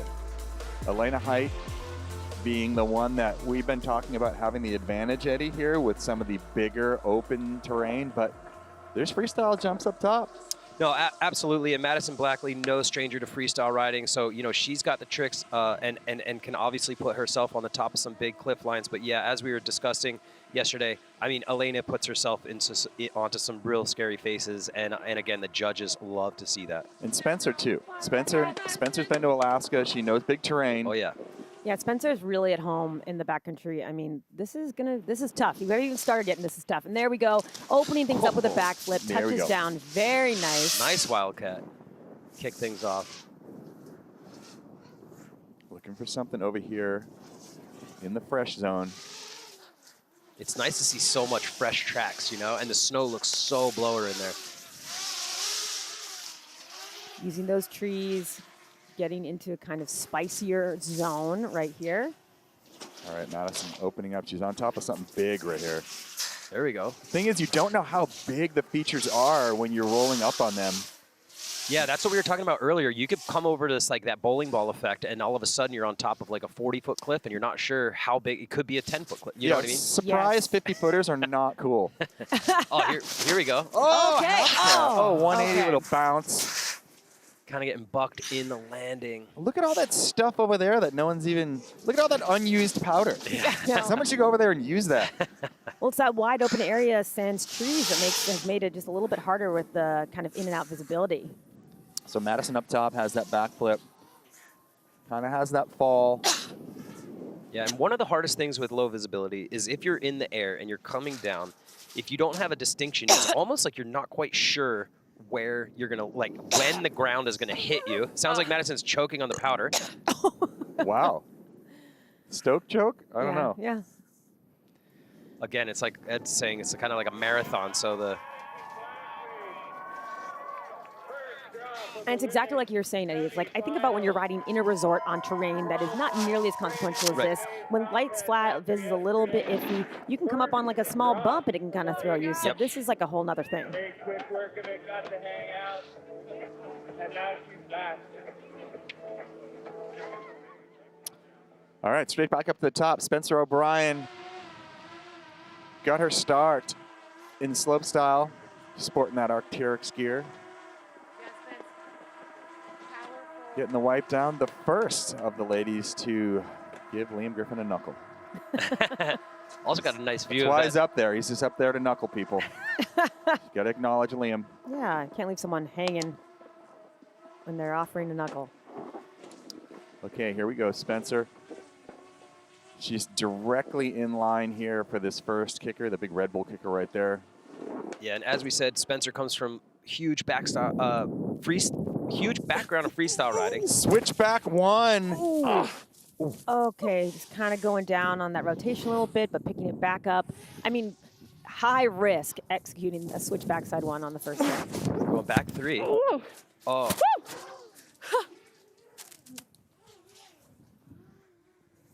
I love how we get the rider's audio. Yeah, that is classic. Next year they might have to add a beep button. I mean, it shows the effort that goes into riding this terrain in those moments where they make it look so much easier than it really is. That might kind of, you know, shows us it's definitely superhuman. Like when you land off of a cliff and it sounds like you get kicked in the stomach. Yeah. just grape lady all the way through the flats. Spencer having a where am I, what am I on top of moment here. But making her way down, Yep. looking confident. Looking solid, looking confident, kind of traversing a little to the rider's left. She has some more opportunity here to stack a couple more points. Yeah, really utilizing the field, giving herself as much opportunity as possible in that lower section. A couple hacks here in the powder. That was nice. Don't let that powder go to waste. No. Okay, so both women in the first heat having some wins, having a little bit of trouble as well. I mean, Intel gathering run. Intel yes. gathering There you go. run. Yes, range finders. I mean, again, they have one more run. They're Man. going to get to sit and think about this. And It was just like zipper. It was like so firm. A beautiful hack. Well, got that out of the way. I'm like, I honestly think it's kind of a relief now. Like once you come Yes. down, Yep. you figure out what's in there, what am I on top of, your second run is going to go so much better. There's the backflip. it's a fine line between adrenaline and anxiety, right? You Right. want to be on that adrenaline side, and you can kind of let some steam off with this first go and be familiar with the terrain. That looks very, very hard to see in that moment. The backflip, starting that run, that's the strong point. But, I'll argue that the backflip is an inverted straight air. Well- It's not as technical as, say, putting your edge in and doing a 360 off something. Yep. Or a switchback one to start your run. Yeah. That Spencer would do that trick in her slopestyle runs. I'm glad that she went to that. I look forward to her doing that again in this next run, and then she goes little ragdoll right there. And the thing we have to remember is that they're on all new faces, all Yes. new terrain from yesterday. So they're back in like completely unfamiliar grounds. Yeah. I mean, all they have to go on is what they've seen today, plus the photos and videos. I mean, that is no easy task. And I do love how Spencer opted to open up her run with such a consequential trick. Mary, how much do you think that is like instinct play into this for any rider that's thrown into this? Because you don't know where you're going. I think a significant amount. I mean, you've got to use every tool in the toolbox, right? Yeah. So Madison will have the advantage here. The higher score, 62.6 for Madison. Much more to come. Now our second matchup is getting ready up top for our semifinals. Yeah. And so this one is major. Yeah. This one's going to be very interesting. I would argue that there's 2 sharks in the water in this heat. Oh, wow. Yeah, There you go. I said it. I think so. Low-hanging fruit, Mary. You got to take the wins where you can. You really can. All right, Sharka Penchikova coming into this, looking to bring her freestyle background into it, up against Elena Height, who puts herself on big terrain, is able to interpret weird-looking features and make it look effortless.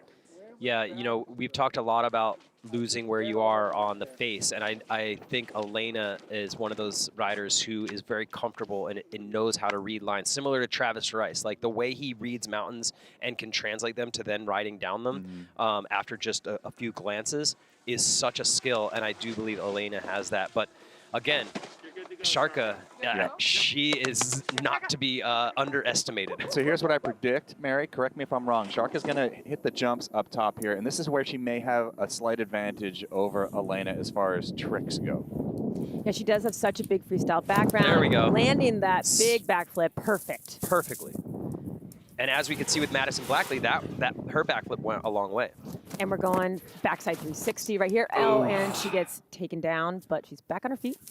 Little heel catch. Speed is your friend, though, at the same time. I feel like the riders that have been carrying more momentum down this face are the ones that have a higher make ratio. Yep. Yeah. Yeah, because it's so deep. If you're going a bit slower, you can just sink to the bottom. Yeah, you whereas just flop. Yeah, when you're going faster, you're kind of planing on the top of the snow. Here we go, Sharka. Point it off this thing. Easier said than done.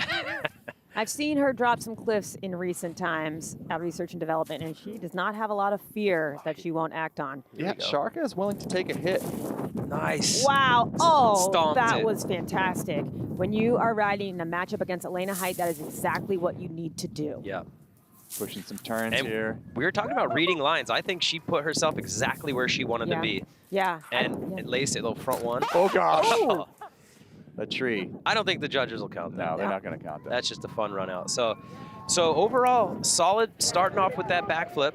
A little struggle on the back three, but in the bottom, I mean, that drop was flawless. You could not have landed that better.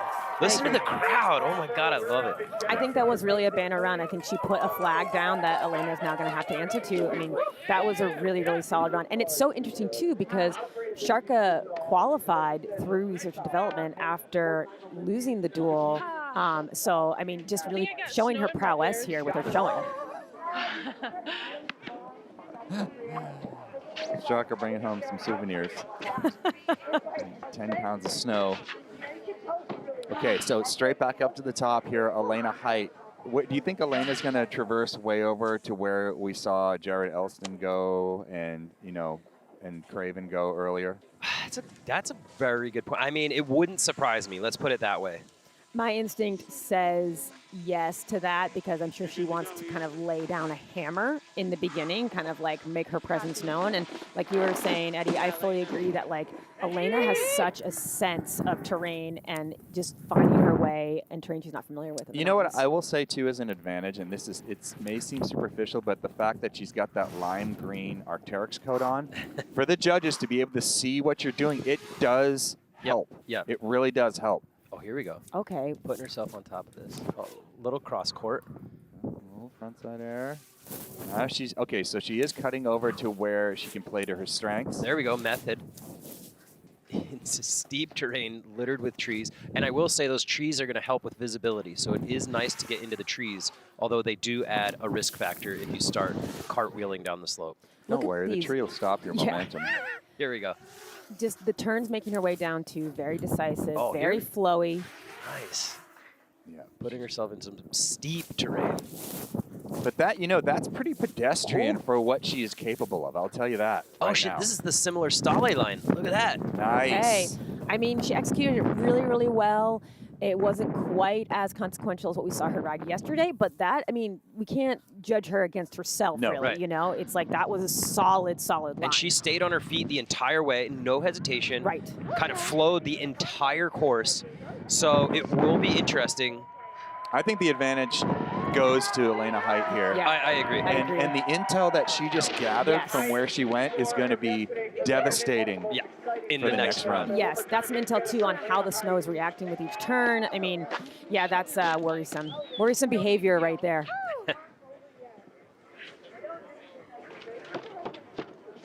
This round going very, very fast. Semifinals. We will end up having finalists after the next round. There is the up and over backflip, Wildcat style. We are in Canada. We call it a Wildcat. Wildcat, yeah. I think, and this is where she struggled. Got a little over-rotate, cooked that heel edge, which I'm sure, obviously, the judges are going to dock her. But then laced that perfectly. Yeah, that was a really nice drop, and that is some gnarly exposure right there.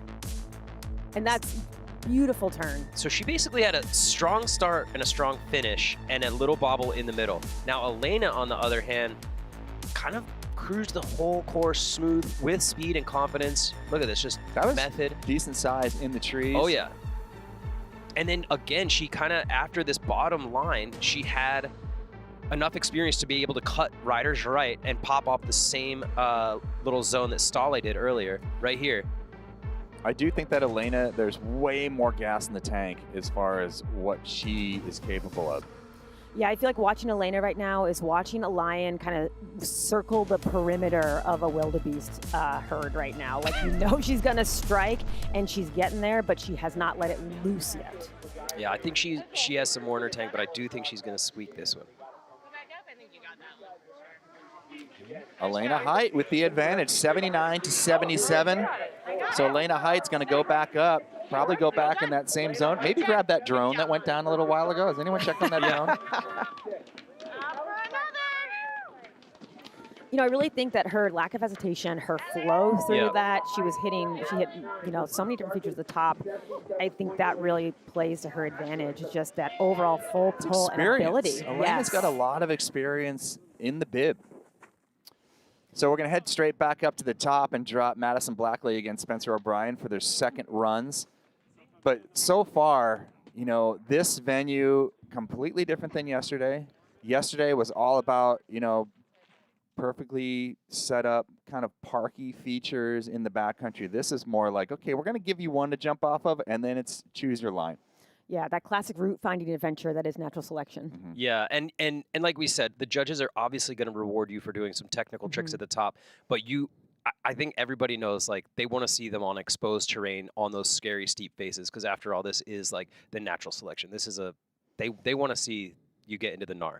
Well, it's going to be great. All right, so we're going to go and talk about our natural connections. We have YETI, who is proud to be a partner of this for multiple years. It wouldn't be possible to do natural selection without YETI. And they're a partner for the natural selection ski that's coming up. They're providing custom drinkware for the riders. It's great. Wouldn't be able to do this without YETI. This is Natural Connections.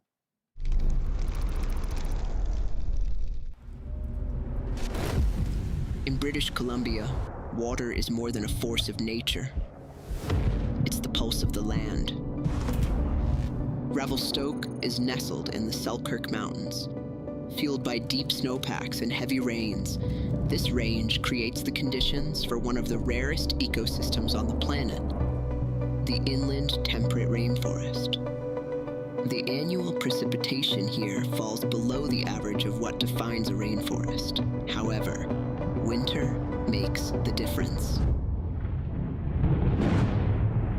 Storms off the Pacific travel to the interior, colliding with the mountains, which stack snow in Revelstoke and high in the surrounding Selkirk Range. Snowpacks average up to 18 meters or 60 feet per season, making Revelstoke one of the snowiest places on Turtle Island. The annual snowpack seeps deep into the earth, feeding the underground network that sustains the fresh water long after winter has ended.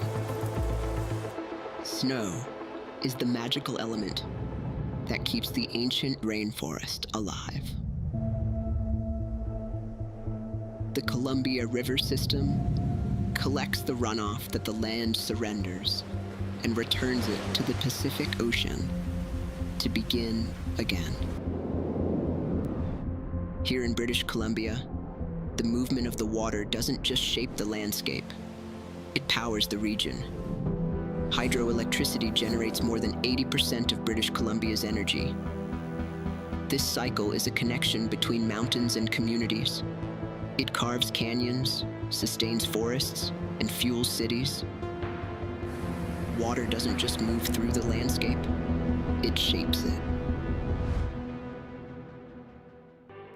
Welcome back to the YETI Natural Selection, and as I was saying, we can't do this without great partners like YETI, so thank you for them to helping out. Now, we're here, we're talking about snowboarding, but as you can see by my sick tan line, I'm a huge surfer as well, and I was so excited to see Natural Selection dip their toes into the water and bring us Natural Selection surf, bring in the ethos of what made Natural Selection so special, and bringing it to the surf. Let's check it out for a look back at Natural Selection surf.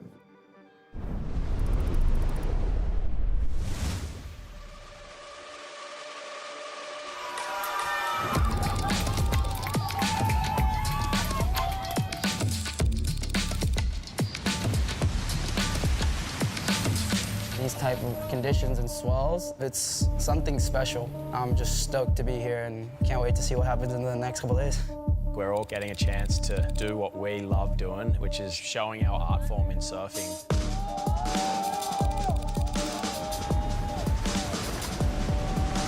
I'm pretty excited to see how something different turns out, and I'm stoked to be a part of it. It's in the middle of nowhere, no one surfed it. Would you like to come? I was like, yeah.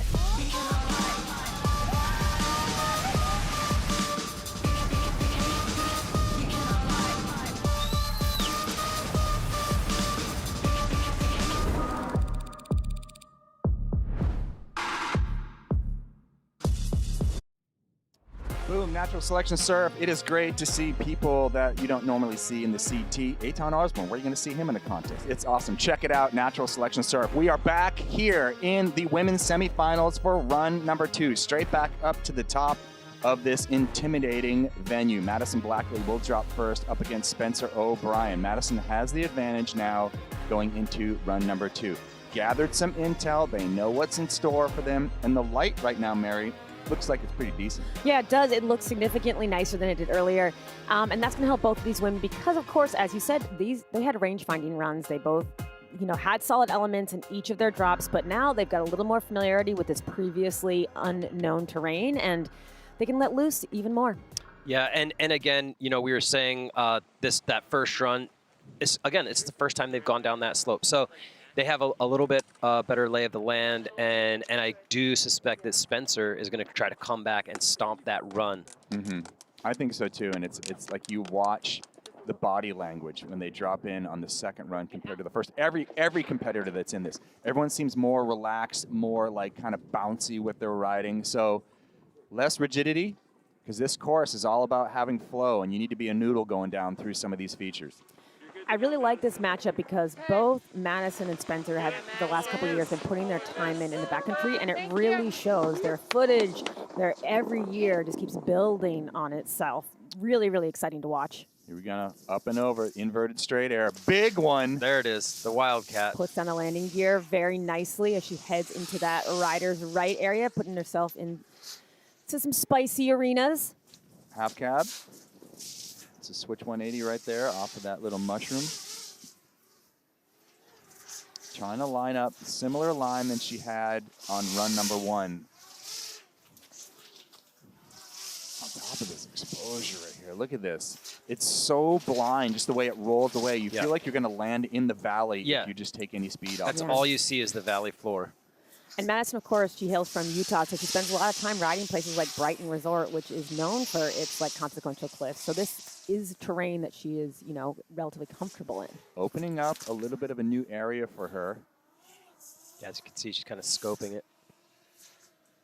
Oh boy, here we go. Here we go. Okay, that looks good. Pointing it, and it looks like she might have butt checked a little bit. Yeah, I think what happens is you're like, oh my gosh, a feature. I got to throw the brakes on. Yep. Like when your instincts are just like, ride this out straight. Any other day, if you weren't trying to put points on the board, you probably would just straight line it out of that. Yeah. Oh, so fast. Oh, so fast. Jesus. Well, it gets the heart beating right there. I'm excited to see that potentially from another angle on the replay to kind of see exactly what the route was there. Yeah, this snow is so light and so fluffy that it just you just get white roomed all the time, and it's hard to almost see what's happening. So starting that run off strong, that big old backflip to get things going.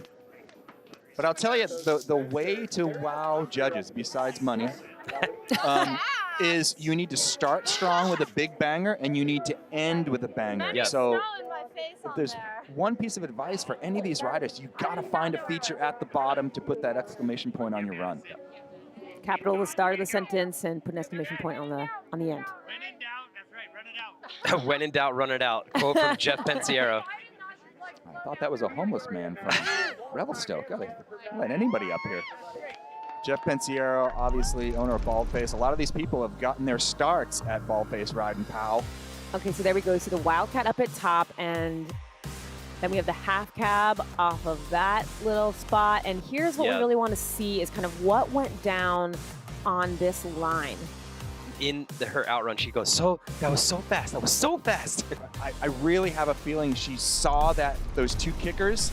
Yep. And threw the brakes on. Yeah. And again, with the visibility as it is, it's a little bit different of a game out there. Nice work, Madison. So we're going to go straight back up to the top. Spencer O'Brien about to drop.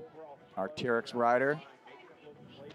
Big shout out to Arc'teryx for making this happen as well. Glad you left. You ready to drop? I was like, It's that those brand new sleds. Well, you hear that. Okay, so I would think that was kind of cool. There's not a lot of downtime, not a lot of time for you to get cold and think.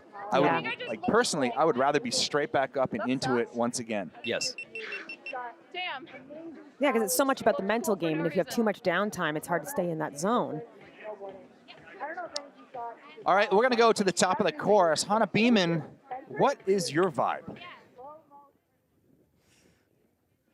My vibe is groovy, baby, all the time. We're up here. The girls, the girls are up here. They're excited. I think, it's always a hard choice between like doing what you planned or adjusting depending on what happens with your competitor. So I think it's just a mental game. It's whether you're just like, you know what, I'm going to lay down what I wanted and I'm going to feel good about it. Or if you're like nimble enough to switch it up and pivot depending on what the rider does before you. So, these girls, they're adaptable, they're talented. They're just kind of dialing in their runs. That was their first run of the day. They got their feet on the ground, and I think we're going to see them kind of tighten it up and hopefully nail these next runs. Thanks, Beams. You got your shop glasses. He's got his shop glasses on up there. It's great. It's like they're like sunglasses, but just goggle lenses. Yeah, That's the it's trick. great. You can see her eyes. Let's toss it down the stand. Someone that we don't actually want to see his face, so he's got those Oakley Prism lenses on to camouflage his bag eyes. Oh, nope, they're up.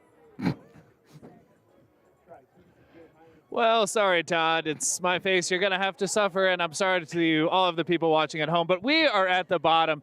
Madison Blackley getting out in that run one yesterday, probably feeling incredible to do so. Now putting some stuff down here.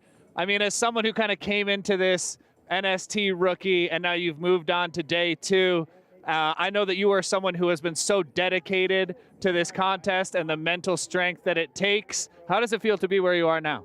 Man, what a journey. It feels good. And honestly, it's just snowboarding and POW, which is just, is that what everyone wants to do?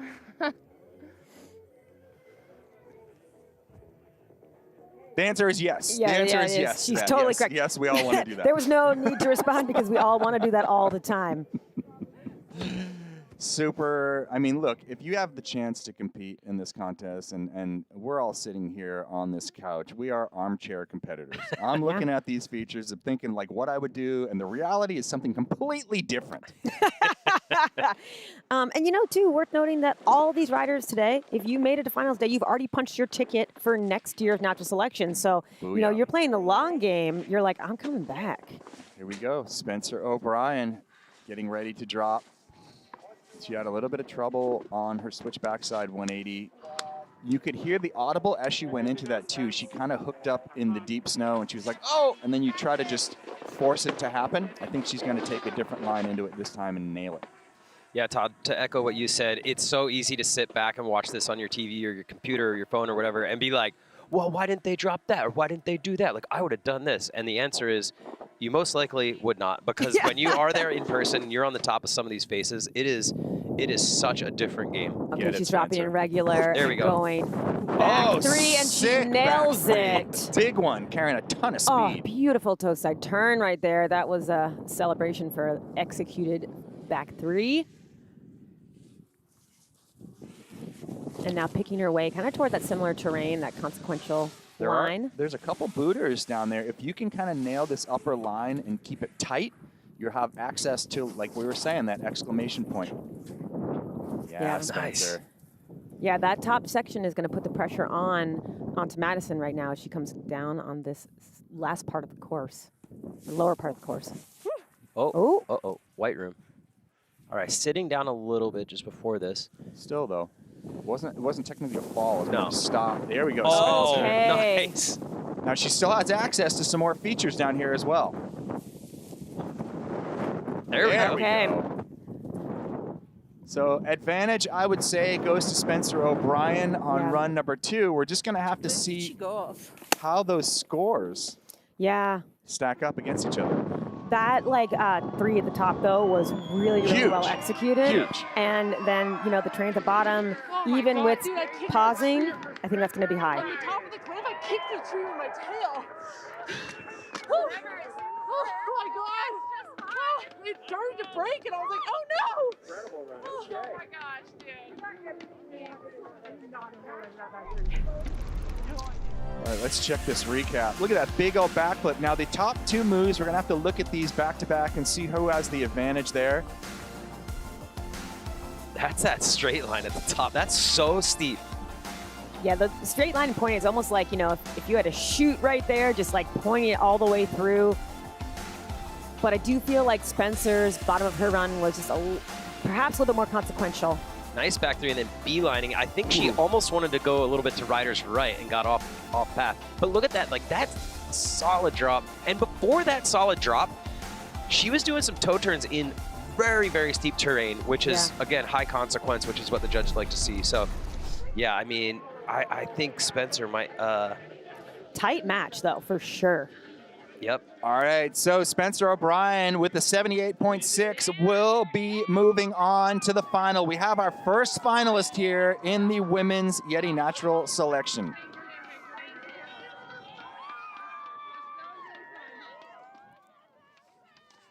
Straight back up to the top. We keep this moving. We're trying to beat a storm out here, ladies and gentlemen. Sharka Penchikova is about to drop. And you know what? It's a little flat light and a little snowy, but guess what? It's low winds right now, and that is a huge benefit because when you have high winds in terrain like this, it is it's not a good situation. Okay, Sharka straight into it. Coming out of the Czech Republic. Dropping in switch. Switch 5 up this first. Look at that. Massive There we 540. go. Okay. Yeah, Level raised. Well, she knows. She knows what she's up against with Elena Height, and she knows exactly what Elena's going to do. That was big. But a comp is not won on one move. And here we go. That's why we love to see her heading right toward the spicy mustard area of this side of the course, among many. Oh boy, look at this. There's some fancy sauce in this one. Okay. Looking for some opportunity here. Like when you're looking at it from the drone, you're just seeing all this opportunity pass by, but there we go. There we go. Okay. Oh, nice. Nailed that landing. A little bit of the brakes, but rode out. All right, so we've got some damage on this run. That giant 540. Look at that hack. You know, I think it's really exciting watching Sharka right now because we've known her for years, you know, in the contest, the slopestyle scene, and we're kind of watching this like momentum that she's been building in the backcountry start to really let loose, and it's really exciting. Yeah.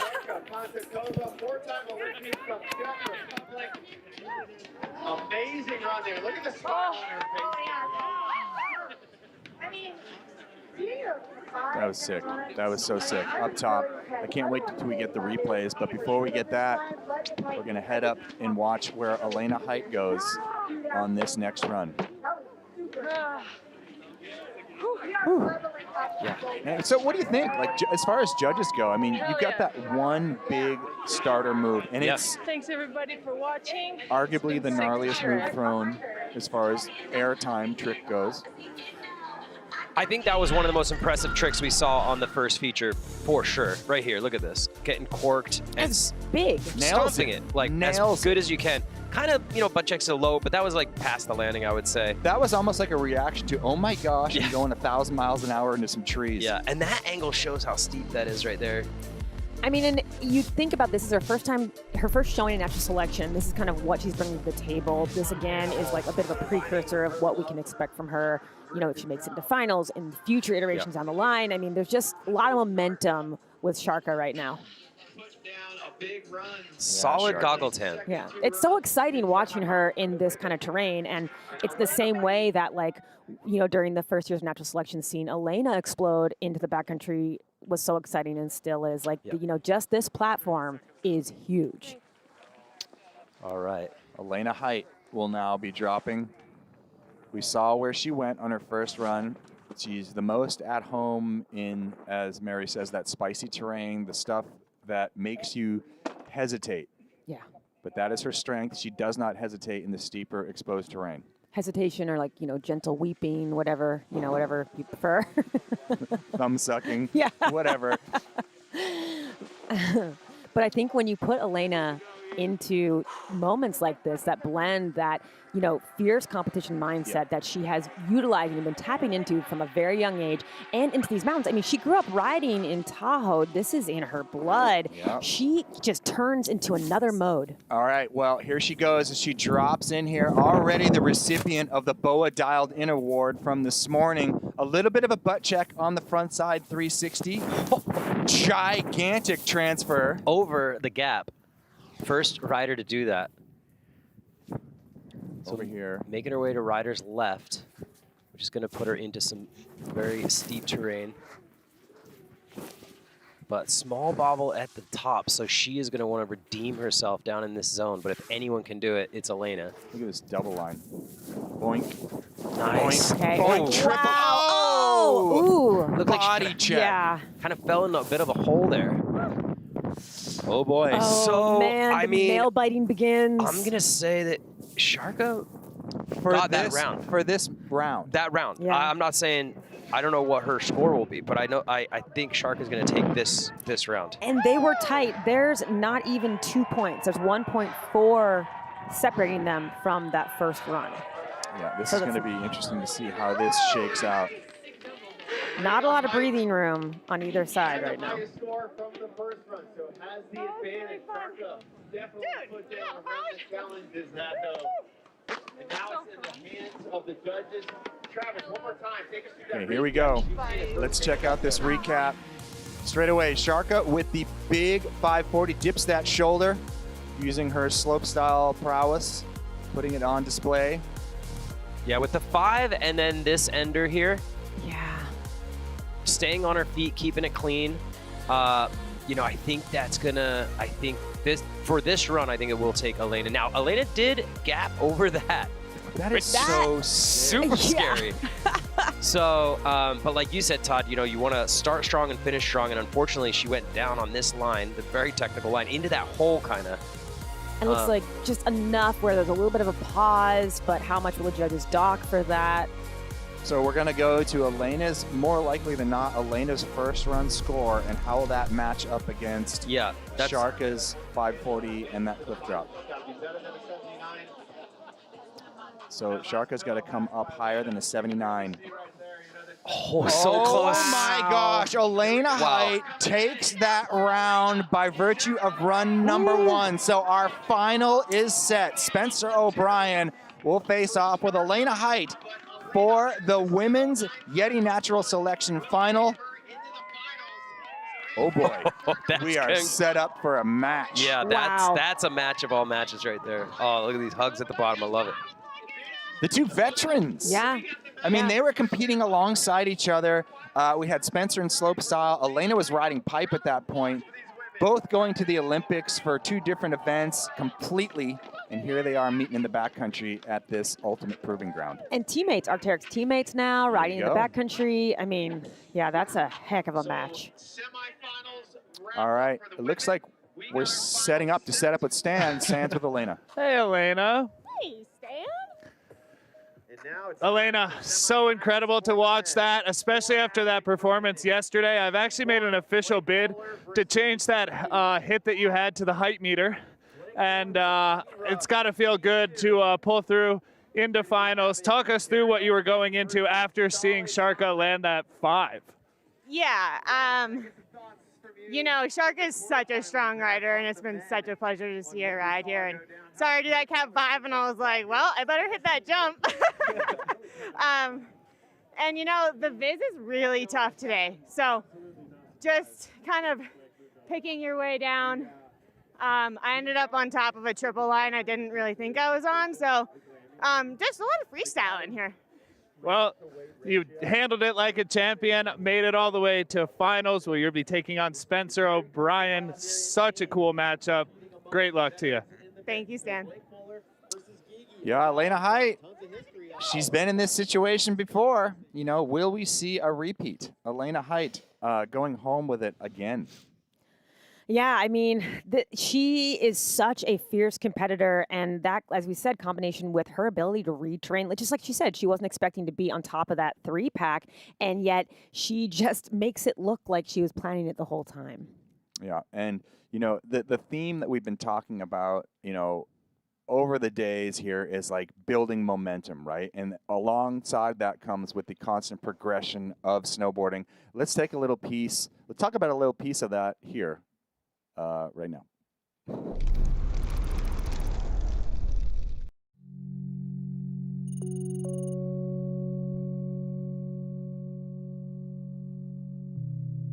Back at Revelstoke Mountain Resort, stoked to be here, year 3. Things are looking really good out there and have a new revamped venue coming our way.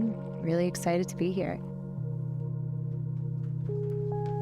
Every year something changes. There's a constant process of evolution. We keep moving the goalposts. We want it to be bigger and better. So coming in December to figure out what that ultimate product looks like so that we can get it dialed by the time we go live in March. Crew here on Revelstoke have been nothing but yes, like let's go, let's do the thing. And that's leading to evolution at a rate that we don't normally see. We're working with a resort partner. I mean, this will be the first year we're doing full live venue production at Revelstoke, which really changes the equation in terms of what we're going to have to build out for folks in the finish. And the experience is going to be unlike anything we've ever done before. Look at that. I mean, it goes way further out left. This summer we did 13 weeks of manufacturing and making things a bit more extravagant. It's sick. This is my first time seeing it in winter and it looks really good. The opportunity to get gnarly is a little bit more this year, which is what we want to see.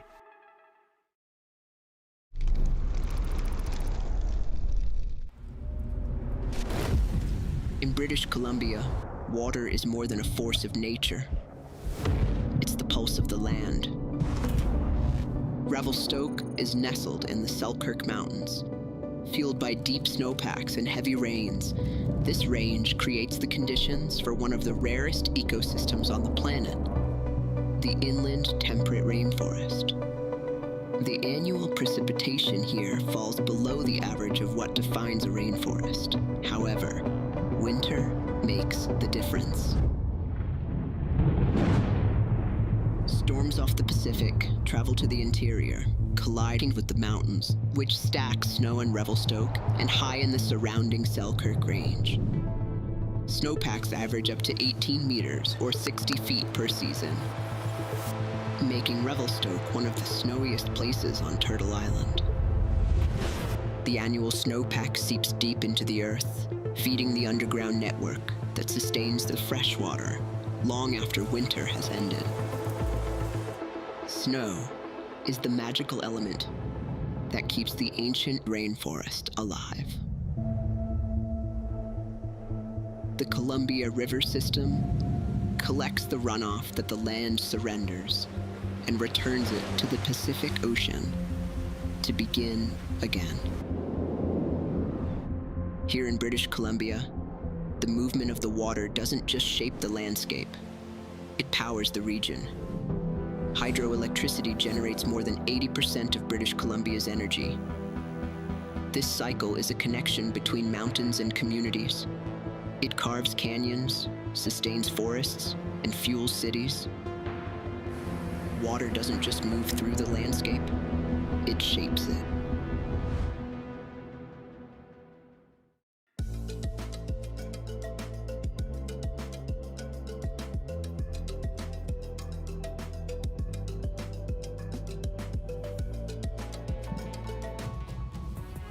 Welcome back to the YETI Natural Selection live from Revelstoke Mountain Resort.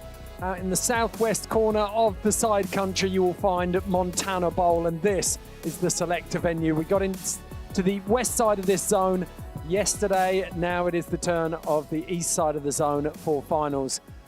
Women's was spectacular. Now we get stuck into the men's semi-finals. We've got the finals coming up straight after that, where there will be $25,000 up for grabs for each of the winners, $129,000 total prize purse, and of course those Skidoo Summit X's. So we're getting into the business end of this competition.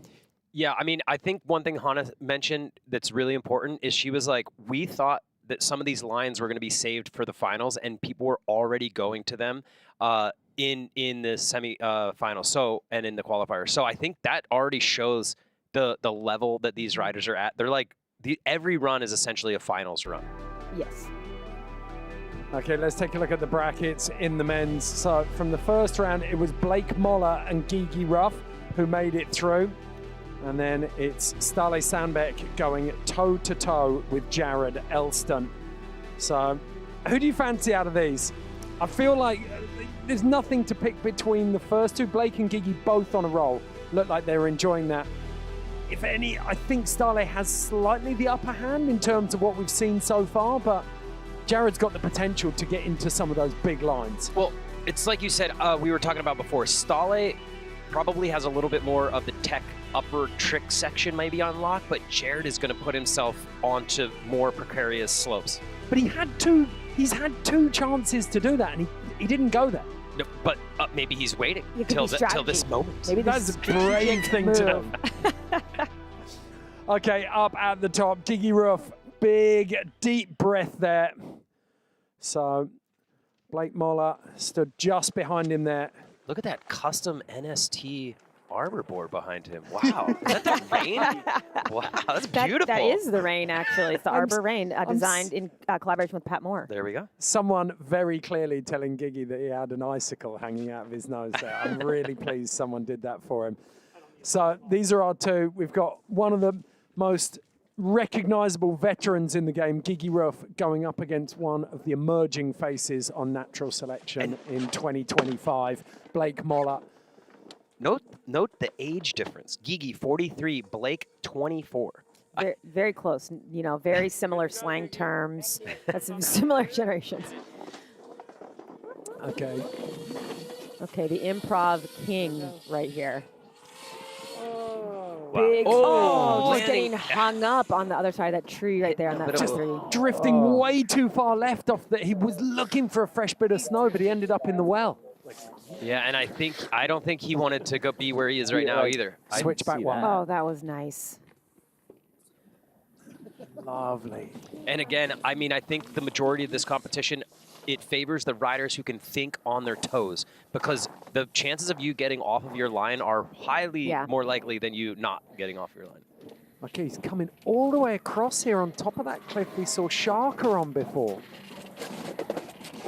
Oh, here we go, back three. My gosh. Beautiful. Look at that. Okay. Yeah. Okay. I'm not even thinking about the top of the run anymore. So in that high beam zone, named really after sick. Hannah Beeman. Wow. Okay, talk about thinking on your feet and, you know, utilizing the terrain.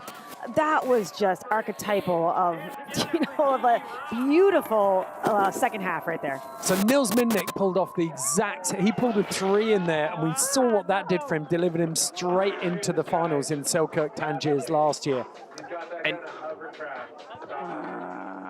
oh, the frustration on that 3. Yeah. But you know, that fueled him for the bottom. You know, he was like, I know I have to put something down in the bottom to stoke out the judges, and he did just that with that back 3. And if you look close, he kind of does like lands like on a bit of a pillow in the landing. It was so sick. So we saw Mikey Cicerelli leave the door just ajar for Blake Moller in the first of those quarterfinals with a fall. Now Blake Moller finds himself in the same position. He can make real headway here in the first of these semi-finals if he can lay down a big score. I mean, well, he is a heat-seeking missile for landings, this guy. I mean, he just puts it down and makes it look so smooth, like that big back one. And he's got all the classics in his bag, hasn't he? Go. The backflip, the front 7, the switchback 1. Wait, that was, sorry, that my bad. He did that so clean. That was a switchback Oh, one. yeah, switchback 1 to goodness. open. The nice backflip. So already has 2 solid tricks under his belt and flowing in the flow state, as you might call it. Because it's a switchback 1, it's actually a frontside half cap. Yep. So does that make it a frontside indie? Oh, I have to ask Todd. Okay, he's on top of that big stack again. This is where we know Blake Moller thrives. What? Oh my Straight gosh. line What? through the double over the Big- back. Oh, okay. Whoa! What? Oh my God! Wow. How did he get that 3? That was crazy. That was like a cat gracefully falling from a tree. It looked at points there. It looked like he was riding a salmon, not a snowboard. Oh my God! I thought he didn't even see that pillow coming at him, and he was just going to air chair, and then all of a sudden he squeaks a 3 in a row. Crowd absolutely loving Bimo, the barrel seeker. Teammates. Pat McCarthy hyped right now. Okay, let's take another look back at this. So that switchback 1 after he'd aborted the front 3. Got some lovely fresh turns down there, and you know that'll max out the creativity. Okay, and That natty 3. That was gnarly. I mean, that is so consequential. It's beautiful, isn't it? And he was pinballing around in the landing too. Oh, we missed the jib at the bottom. Dink on the ski. There's that switchback one, frontside half cab. It makes it look so smooth. I didn't even realize. I forgot he was regular. The backy. Backy off a downhill takeoff. And look at this line. This face is so sketch. He's doing so much No Look speed at check. the Treats board. that like a double. Look right here. That is crazy. What? That was unreal. Just a never say die attitude. Yeah. That's I've terrifying. got this, I've got this, I've got this. I feel scared of Blake. You know where he could take this. So this is what's interesting. Blake had a solid upper part of the run and then a little bit of a struggle at the bottom. Gigi had a struggle at the top and a solid bottom. And there it is, a 75.0 Gigi. To a 66.3, 8.7 between them. So a bit of work for Blake Moller to do, but you can see the potential in the run. Absolutely. I mean, if he can hold on in that section in his run number 2, I mean, that's a game over. I feel like watching Blake is like watching a freight train come directly at you. Yeah, It's like exciting. Yeah, it's exciting and also frightening, but in a, it's cool. Okay, second of our semi-finals, Jared Elston versus Starley Sandbeck. Starley up there. Trying to listen in on what's going on. So Jared on Arc'teryx, Arbor and Dragon. Starley rocking the Oakleys up there. Norway versus, I think it's Oslo versus Bend. Yeah, Goofy versus regular. Yeah. So I love that flaming strap he's got on the Oakleys. Yes. He's properly going for it, isn't it? Yeah, Stale, again, no stranger to competition. Slope style, big air. Dropping in switch. Oh. Cab 5. That looked like. Looked like he stomped it perfectly. Kind of Yeah. got blocked by a tree. What? Oh! Front 5 off the side of that diving board. That was sick. Oh my all gosh. right. Cab 5. Okay, so he's had 3 5s. Okay, danger lights are flashing right now. This is impressive. Damn, that was... We called it. We were saying he was going to get tech on the top, and Yeah. he did 3 5s before his run even got started. He's a weapon. You can't underestimate Stale. He's such a competitor and is. so smooth, and that was just brilliant. That is everything. And there it is, the method. Oh! So the triple, there was a tiny bit of repetition down there. That's the one thing I'll say. Yeah, nice back 3, kind of spontaneous. But like you said, Ed, I do think the judges, and he did that. I mean, that run was insane. He had 3 5s and then went into that line, laced the little double tap, and then into the method. Flawless line, but a similar bottom zone as before, which I know the judges are going to dock him for. And we're going to go into a little bit of a natural selection history lesson here. The first judging criterion, 2021 and Jackson Hole 2022, was Dave. Difficulty, amplitude, variety, execution. It was changed in boldface in 2022 because we'd seen a couple of riders, probably most notably Mark McMorris, knew the system and he rode the same line throughout Jackson in 2021 and won with it. Yep. So the credo, creativity at the top there, was introduced to stop you ride doing exactly that. So if the judges are watching out for it, that could be a big factor in a score for Starley Sandbeck. That's the only thing I could see him getting docked for. Yeah. Everything else on that run was flawless, and the bottom was perfect. But again, I think I'm curious to see, how the judges are gonna, if they'll dock him a bit for taking a similar line. If you look at it, he's got a 1440 technically with the 3 5s. So. Well, that's the thing too, just the route finding throughout all those top hits so fast and nailing them all. So you got that Arbor Patmore Pro model, but Jared dropping in on the El Camino, the board that he has had an integral part of designing, and it looks like a little shifty over the corner of that kicker, and he's going to make his way right across to the riders left of this venue, some of the steepest and most exposed lines. We saw it first time, coming in switch. Oh, okay. Going for that chicane kind of. Not getting it all the way around. Not getting enough speed, unfortunately. Here we go. Back 7? I believe that was Put a 7. It down. It was hard to see. How did he get purchase on that? And just hauling through the trees, through that tight tree section. Up on top of the brick. Hitting the brakes just barely. Okay. Wow. Following Dustin's line, right on the corner of this. Look at that slough waterfall. Oh, goodness. That is scary. Oh, he couldn't find that transition and he bumps through. Oh. Like we said, we knew he was going to put himself on some exposed faces, and that's exactly what he did. But it looked like he had a bit of a struggle. So I'm going to call Stale on that first run. Being the highest? Yeah, I think so. I'm with you, Eddie, I think. Oh, fuck. Wow. You're having such a good job. So we'll await the judges' score to drop, but Jared Elsting, great run there. Couple bobbles though versus Stale. Shout out Dan Rhodes for that Arbor graphic. Is going to go to Stale. So it's only the first round here. Remember that. First of 2 runs. Stale with that cab 5 to start off.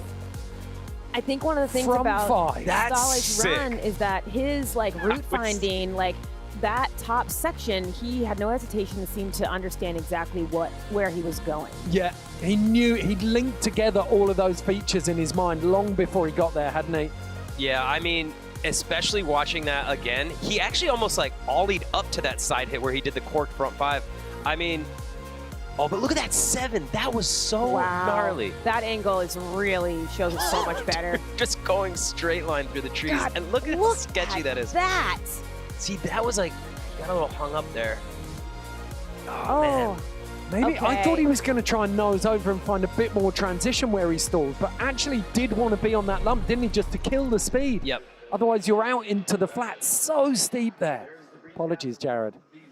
Okay, so 91 for Stale. All right. So 73 for Jared. He's like, what did you do?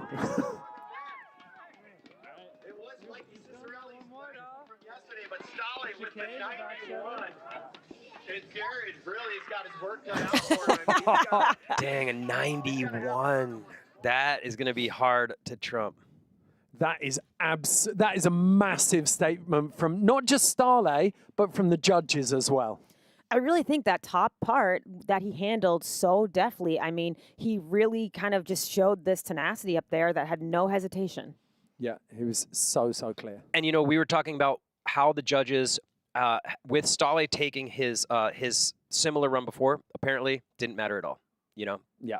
Well, that might come in.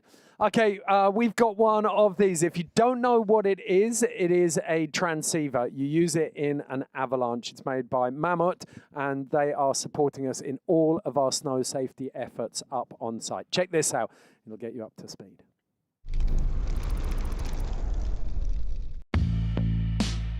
Here in Revelstoke, British Columbia itself is a pretty amazing place. The snowpack tends to be really consistent here.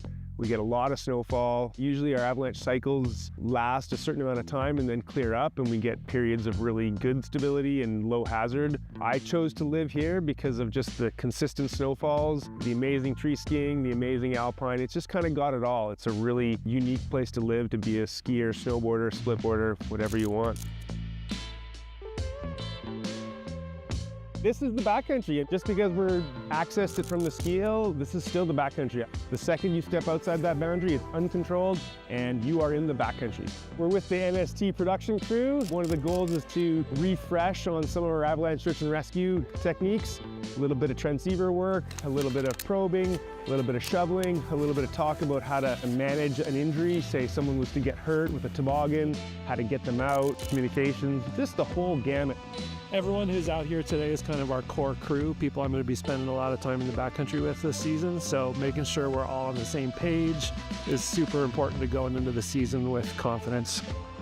The backcountry is where I love to spend most of my time. Definitely given me a lot of amazing moments, but it's also taken a lot from me too. And I think being well trained and learning the skills and taking it seriously is super important. Be well prepared and do your training and have fun out there.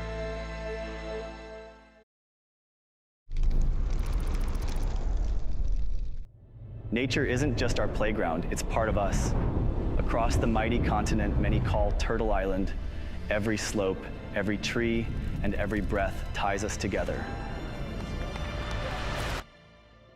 My name is Court Blackbird Larrabee, and for the past 18 years, I've been fostering connections between First Nation communities, government, and industry.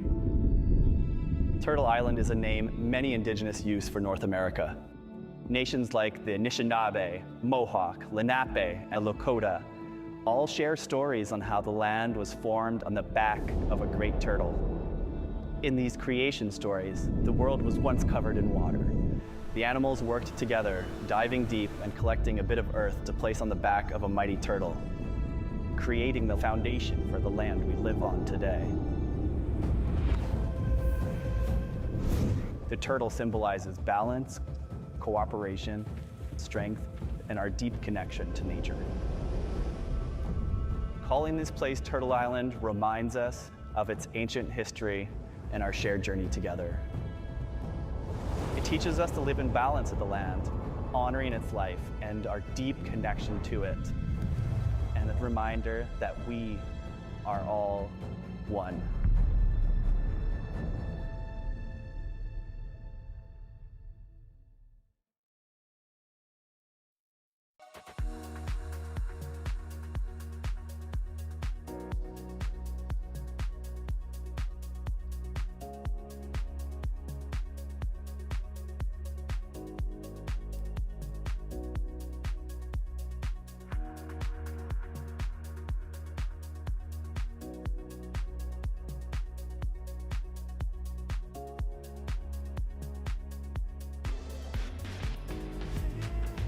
If you've been living under a rock for the last 36 hours, then you'll need to know that this is the YETI Natural Selection live from Revelstoke. We have whittled the world's best snowboarders down to 4 men and 2 women. We're on the second and final runs of men's semi-finals, and it is all to play for. Gigi Ruff, he's sitting pretty at the moment, is he? Starlace in the lead, and Gigi has got the lead just over Blake Moller, hasn't he? Yeah, there's 8.7 points. Just the lead for Gigi. So the boys going to take those iconic Dakine vests down the hill. Gigi from Vorarlberg, Western Austria. Grown up under so many great European riders. You think he was on that early Burton 17? Oh, yeah. I mean, has put out some of the most iconic snowboard parts ever in the industry. Oh, yeah. And not just some of the most iconic parts. You look at the volume he was putting out. Some years he'd have 2 or 3 full banger sections. Yep.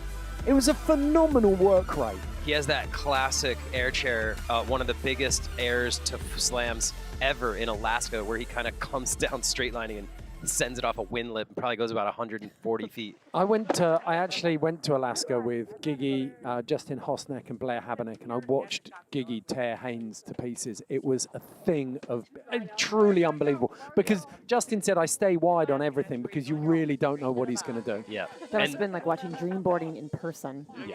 And the beauty is as he said at the bottom, sometimes he doesn't know what he's going to do. Yeah. Totally spontaneous snowboarding. He comes round onto this beautiful kicker on the outside. Backflip there. Yeah, I couldn't quite see. We got blocked by the tree there, so I couldn't quite tell what he did. Yeah. Beautiful method. Yeah, just boning it out. He's got a little bit of a margin on Blake, but not enough to lay up here at all. No, he cannot do a safety run here at all. No, he definitely wants to put more space between him and Blake, if at all possible. And it looks like he's getting into some terrain that could let him do that. The high beam zone. Nice. Straight air off that. Oh. Ooh. Does he go? Oh, he went down there. A little bit of a Tommy. So it's almost certainly after that, I think it was 72, somewhere around there, 72, 75. It's definitely a scratch run for Gigi. He's not going to improve on this. That, I believe, will be a throwaway score as far it's not going to top his first run. So that opens the door for BMO, which is what we saw in the previous rounds, to where he can come back and have a shot at this. Yeah, really showing he really can perform under pressure based off of yesterday. I love that. You can watch him do some absolutely gigantic stuff, and then he just does some lovely little low-speed butters.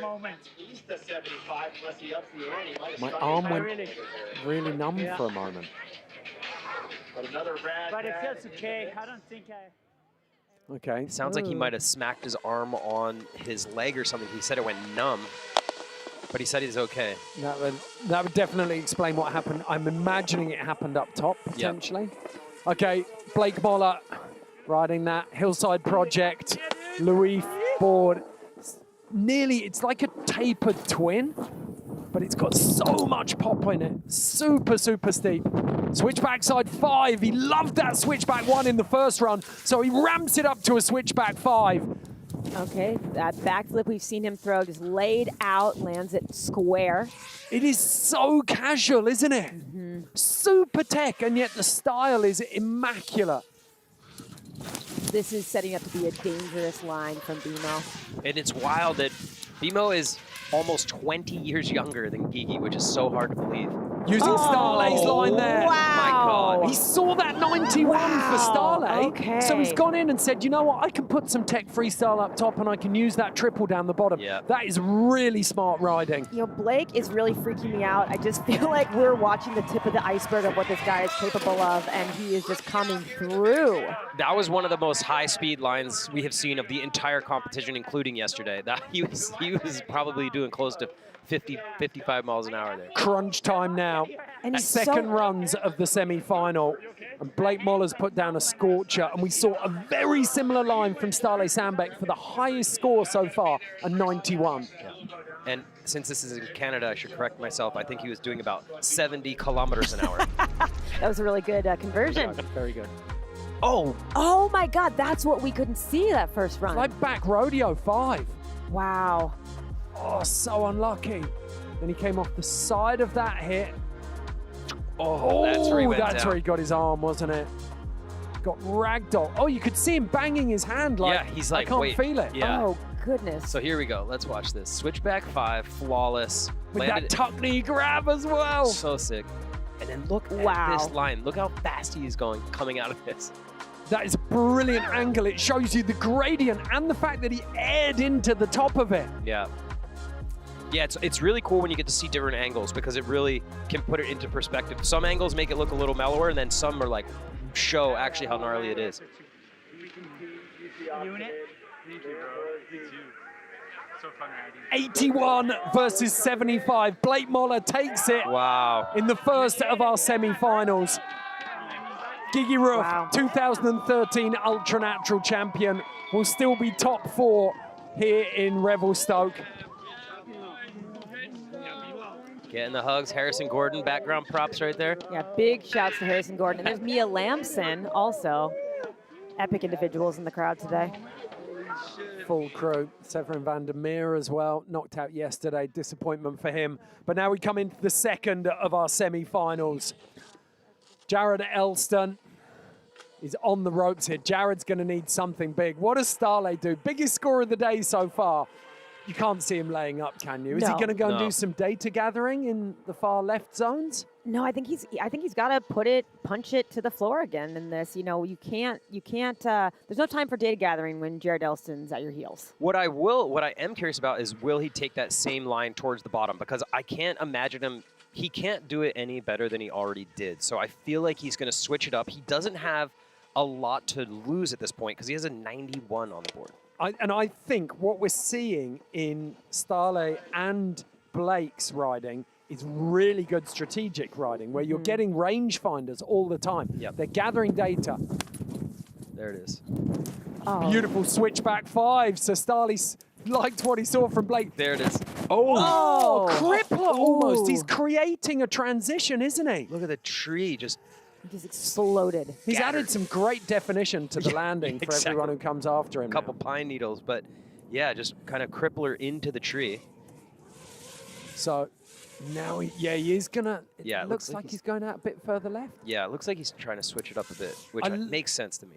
I love how he's using the side of that diving board, though, like a transition. Yeah. And if you watch this previous run, he actually kind of ollied up to it and then bounced off into that like kind of crippler 5. Oh, wrong spot. Wrong. Oh, shoot. Well, you're on the Okay. corner of the brick here, Starlet. He Ben Ferged himself. I like that it's not. Okay. He's Get back it? on his feet. Oh, man. Hey, we called it. He went for it. Nothing to lose. For a man who was in the wrong spot, he didn't mess around. Oh, all right. So he is going to stick with his first run score for sure. Wait, he didn't do it on purpose, but he went and gathered some data. No, I take back what I said. He really did do some data gathering on that one for sure, which, you know, foreseeably, depending on how Jared rides, could help him. But you never know. So just cruising past that skidoo, that is what's on the line. It's a case of look at what you could win every time you finish this run. We'll get Dolly Sonbeck in the lead with the 91. We'll get a score after Jared Elston drops, but Jared needs to do some work here. He's far from safe here. Yeah, as he said, he got lost up there. He thought he was going to be further riders left. And then all of a sudden, he's on top of that big double. And Further riders, like you think he was going on top of the brick. yeah, that's what he said right there. He goes, oh, he's like, I thought I was going to come out further left. Oh, so he wanted that big cliff. I believe so. That's So- a really good omen. So Liam Griffin, he spent 2 days up at the top there, wrapped up in the Arc'teryx gear. Calls in Jared Elston.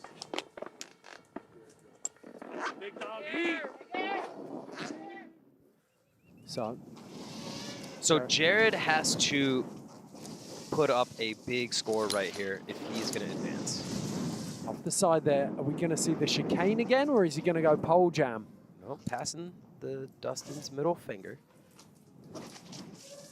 Cruising far out to the rider's left. Ooh, here we go. It's a hard position to be in because you know you pretty much need to be flawless Yeah, right now. he does. I mean, he absolutely has to be flawless. He cannot have a sketch in this run, and he has to put himself on a big face, which it looks like he's making his way towards. And as we saw from Blake, just don't put the brakes on, top to bottom this. Front three. Okay. Oh! Bit of Okay. pruning, but he keeps the pace somehow. Wow, Little this is stop there. Look how steep it is. Tight and steep. Okay. Back three. Okay. Oh my God, just missing that tree. This is gnarly. Now this is, we've seen Craven come in through here and we've seen Jared on an earlier run. This is steep. My gosh, this angle is frightening. Look at the slough. Just billowing down over these spines. Look how steep that is. Yeah, so Wow. waterfalls on either side of him. Wow. Lot of elevation to drop now. Well, there we go. Okay. Airing, tapping. Okay, Oh. he's gonna make it through, and he pulls Holy it. smokes. Jared Elston holding nothing back. Listen to the crowd Oh down my here. gosh. Oh. Oh my God. Wow. Oh, yes. It's a good ad for that pro model. How did that board not fold? When Jared Elston finishes a run and goes, wow, you know it's gnarly. Giggy's straight up there. Oh my God, that speed, that was, to stay on your feet through a line like that, no speed checks, is incredible. The control, that's a control of chaos, a deft, knife's edge controlled chaos. That's a It's good description. beautiful. Okay, switchback 5 to start from Starlight. All right, so then, yeah, Stolly struggled by hitting that tree on the crippler. And then he came through here and struggled. So Jared, for sure. Oh my yeah. God! See the tail of the board dragging over that. Crazy. So Jared's gonna win this round, no doubt, hands down. But is he gonna win? Is it gonna win? He'll win the battle. I don't know if he's won the war. There you go. Exactly. Yeah, it's gonna be tough to see. Let's see. 7. Oh, we didn't spot that. He's so sneaky at Wow. sliding those in. He did it in the first run. And then this. that was a great 7. angle here. Does he come off the nose? Because we couldn't see this from the There we go. There he Wow. Wow, just hanging on. That is so Incredible fast. control to redirect Yeah. that precisely on Look at terrain that steep. So coming in so high. I mean, I feel like that was a fitting, End to fitting that end. I run, mean, it's yeah. like, go big or go home, boxer, body bag. Okay, before it comes up, what do you got? I'm sticking with Starlight. I think it'll be tough to beat a 91, to be honest, but it's got to be pretty close. Oh, there we go. 71 for Jared, 50 for Starley, but it's the 91 from Starley that will hold it. So Jared Elston, semi-finalist, once again, couldn't quite make it to the finals. Starley Sandbeck, his first time at natural selection since 2021, if memory serves. Since Jackson Hole, when he went out in the early rounds. So this time he makes finals. Absolutely. Just the most entertaining snowboarding we could hope for. I mean, this is a really exciting finals, too, because I think there's a lot of similarities between Blake and Stahle's riding. I mean, they both are very extemporaneous, and they can adjust to terrain so well, and they have solid landing gears. Yeah. Different approaches, but I think there's some crossover there. My big question is, again, we know that Stahle has a good read on that line that got him the 91. Is he going to go back into that zone, or is he going to try to go farther riders left, like kind of to where he kind of got lost in this round? So that's the big question to me. Yeah, it feels like we've got two riders coming together. We can check out the bracket now while Stahle makes his way through the high fives and daps. It feels to me like you've got Blake Moller, who started off in Big Mountain, and then through his exposure to Utah and the high level of talent there has added more and more freestyle into his game. Stahle, starting out hard freestyle, has now added more and more Big Mountain backcountry to his game. And now we see them meet each other in the final. Jared Elston and Gigi Ruff put to the sword in semi-finals. And we have almost two rookies in the final. Now we're going to check in with Skidoo and take a closer look at the Summit Access sled that Skidoo have put up for grabs for the winners. We know that it's Elena Height and Spencer O'Brien, which they'll be taking it, or it's Blake Moller and Stahle Sandbeck. I got you. Total. Thank you so much, Mary. Let's take a closer look at that Summit X. This is the first time that I've been able to use a sled that has a digital panel on the screen. I found it super easy to use, see all of my configurations, and really personalize it to my riding. Especially when you're riding the goggles, to be able to look down and see everything, I really thought it made the ride a lot nicer. Riding a turbo is new for me, especially coming off of a Gen 4 sled and now going into a Gen 5. I feel like it really levels up my ability on the snowmobile and makes me feel like a much more confident rider out there. The best part about using a sled to access terrain is that it's super fun on the way up and not just on the way down. One thing I love about snowmobiling is really the sense of safety and security while I'm challenging myself out there, being able to bring a bunch more gear with me. It gets me to places that I would not be able to be with more people, and I think that's what makes it so special, being so deep out there in the mountains.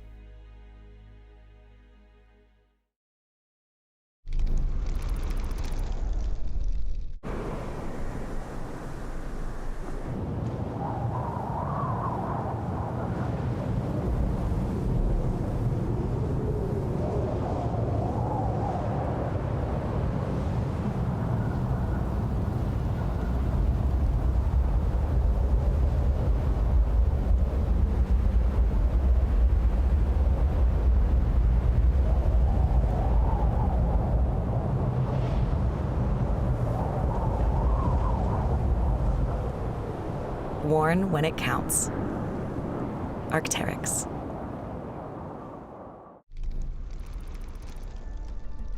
Max Worthington up here, cheap fun athlete representing Pub Beer. We're up at the Snaked Bank Slalom for the NST. The pros are gonna try to lay down some times today, and then it's up to the public and riders like myself to try to beat their times. So I'm gonna do whatever I can to slow them down. There's Nils. You suck! Come on, Bebo! Ah! Oh, that was just public, my bad. Ah! Got him! I opened my mouth. I thought you were gonna try to like hit the upper region. I could do that. I could do that this round if you want. Yeah. I'm down. Yeah, I just kind of. You're used to the face shots. Is that clock running? No. Sucker. Dude.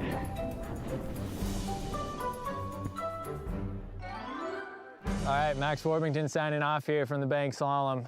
Time for some cheap fun.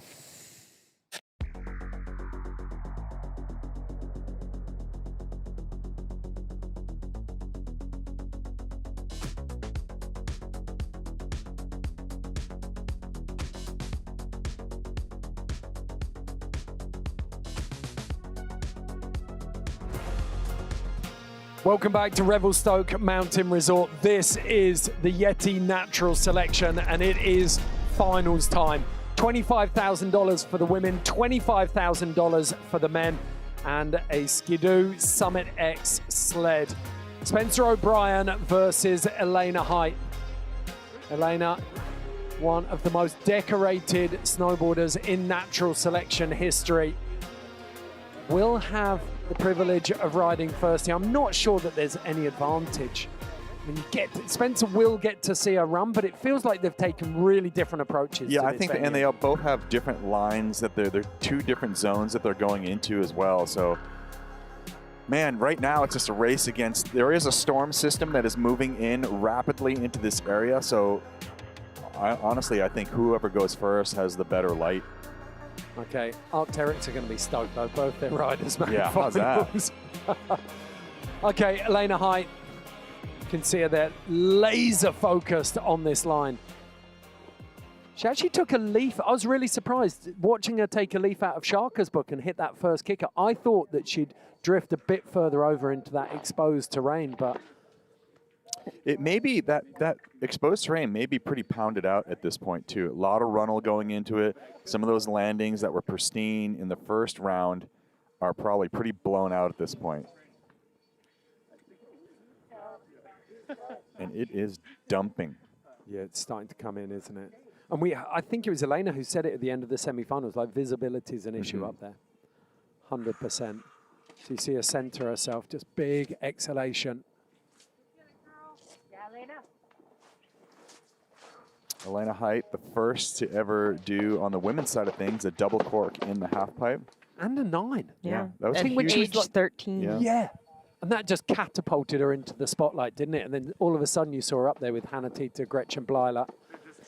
But what's so wild about her, I feel like, is when she transitioned into the backcountry, she looked so natural, like she had just been there her whole life when she had spent most of her career previous to that between two half-pipe walls. And I think as well, you saw with her sitting, almost doing an apprenticeship under Jeremy Jones. All of that incredible, because pipe often gets called, you know this, Todd, like it's a race between the coping.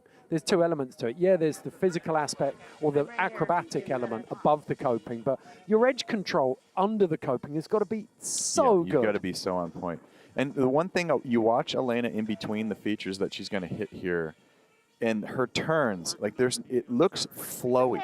Yes. We've seen it with a couple of the riders where they're just scrubbing or falling leaf down between stuff, and Elena will always keep it edge to edge. And that's what I mean about Elena. Like, from the moment she touched down in this kind of terrain, she made it look like it was just this innate part of her. Like, she doesn't struggle. She just looks so at ease in the mountains. So, last couple of seconds before she drops And it. this is big. 2 runs for it all right here. And she just moved to Wyoming, so I'm sure, you know, she's looking at that new snowmobile possibility. It's like, yeah, I could do with the Skidoo.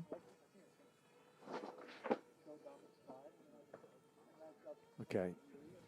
Second at overall natural selection in 2023. She was the overall champ in 2022. X Games gold in halfpipe in 2017. And let's not forget, I mean, you Couple go back. Olympic Games under the belt. Sixth place in Turin in 06. So it's a 2-decade career. Right, we can go to Hannah right now. She's up the top. What's going on there, Hannah? You guys, it's the finals. The girls are, you know, they're going to put out everything they got. And I don't know what that is. I don't know what these girls are capable of. I'm impressed every single run. They're really, you know, leveling up. Seeing spins, we're seeing gnarly lines. You know, we're working with some subpar conditions, but it is great up here, and the vibes are high. Eye of the tiger. Thank you so much, Hannah. You talked about this earlier, Mary, that we've seen so many women getting dragged up and through this process. Watching the semi-finals off screen, I was struck suddenly by the fact that there are no weak links in the women's field. Like, we've seen strong head-to-head matchups all the way through. Completely. I mean, it is very rare that you get to see this kind of progression run live and see the evolution. And Elena Height is part and parcel of this. Oh, my 9 attempts. gosh. Okay. What? Talking about leveling up. She just sat still for 4 minutes there and then rode straight into that. Whoa, just chucking roast off the top. A front 9. I mean, I'll argue that maybe she overcooked the front 7 off of that, but who cares? Just go with it. Yeah, no, that's amazing. That's what's in Elena Hyde. That's her innate snowboarding talent. It's incredible. Okay, paying homage to Hannah Beeman on top of this high beam zone. Actually going past it, so she spotted a new cliff here. Oh, she's just getting dragged a little bit. There's a lot of snow moving. The slough management out here, you can see just how steep that is. Wow. Oh my goodness. Okay. Beautiful little pocket right off the front of that ridge. And she made that look really casual. Like, it's not often you see Elena hesitate for a second at the top, letting that slough run over, taking stock of things, and then she just dropped that and made it look so easy. That is heartbreaking, because if she'd have landed, whether it was a 7 or a 9 up at the top and laced it into that line, that would have been the complete line. Yeah. Not only did she have the tech of freestyle and big mountain, but it was creative. It was a fresh line that she'd left.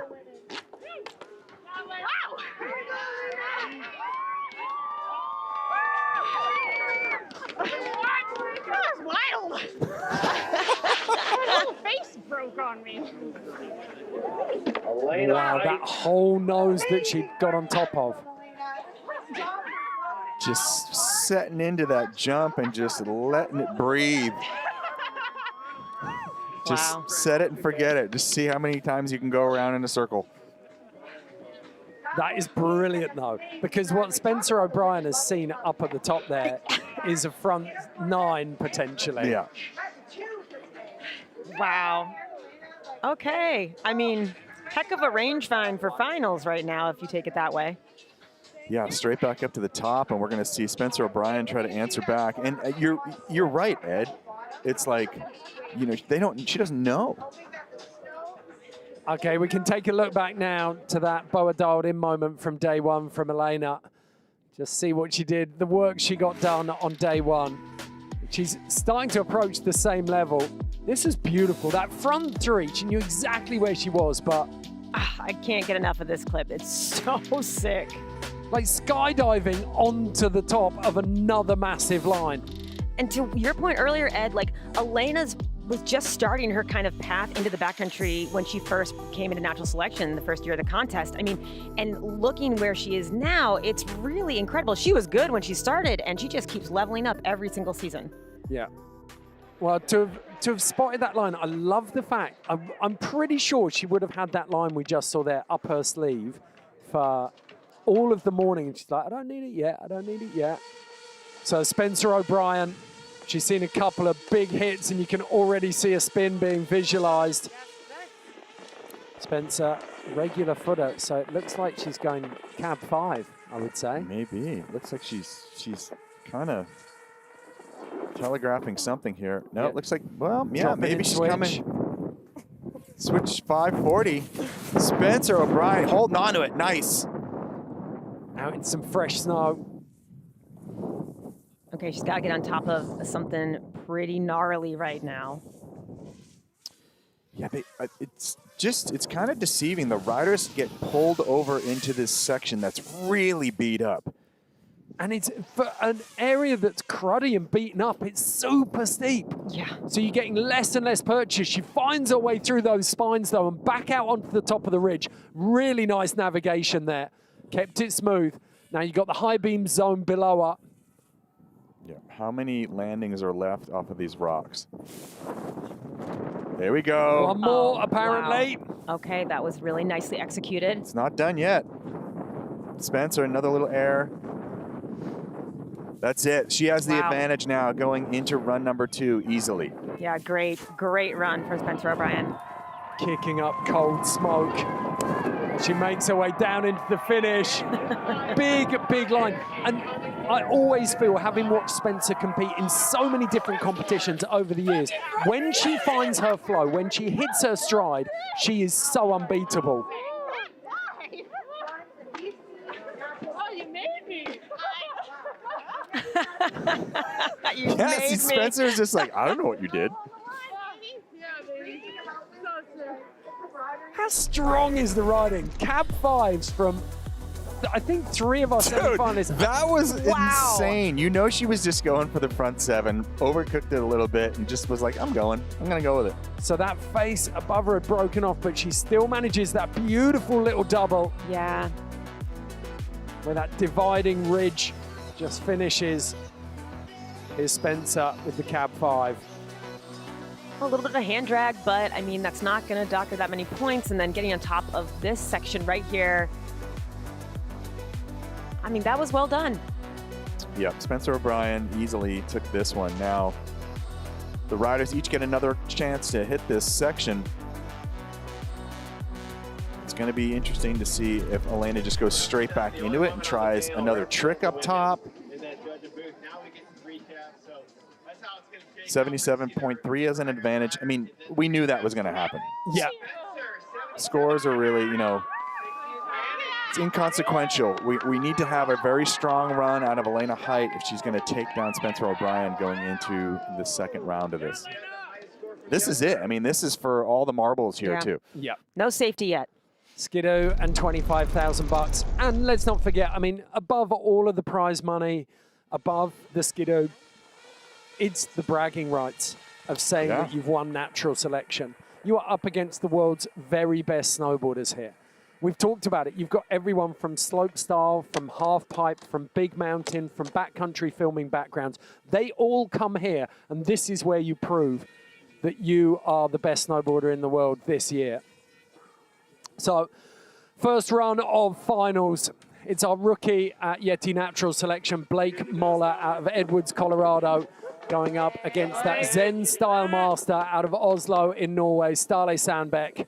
Starle to drop first. Yeah, we saw Starle put on a clinic up top here, really linking features together. He's going to go switch 5 first.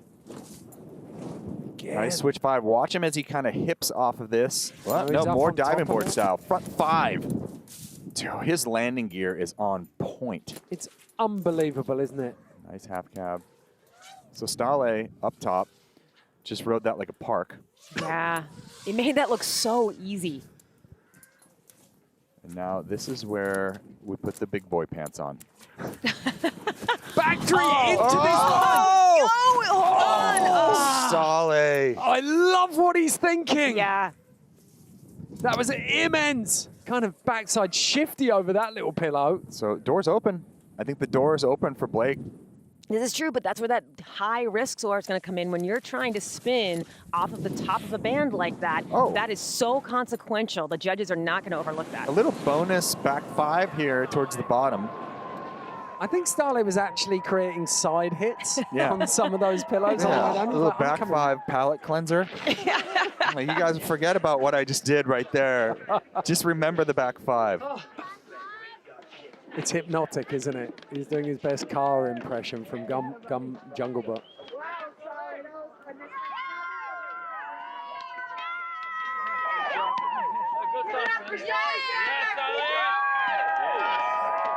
It's for the kids. Do it for the kids. Okay, so Starle, first round of men's finals. The top was perfect. It was so good. Another, you called it, Todd, a clinic. Yeah, it was a clinic. And just because, you know, there's one way to look at it. You land one big trick, right? And the rest of your run is kind of like, filler.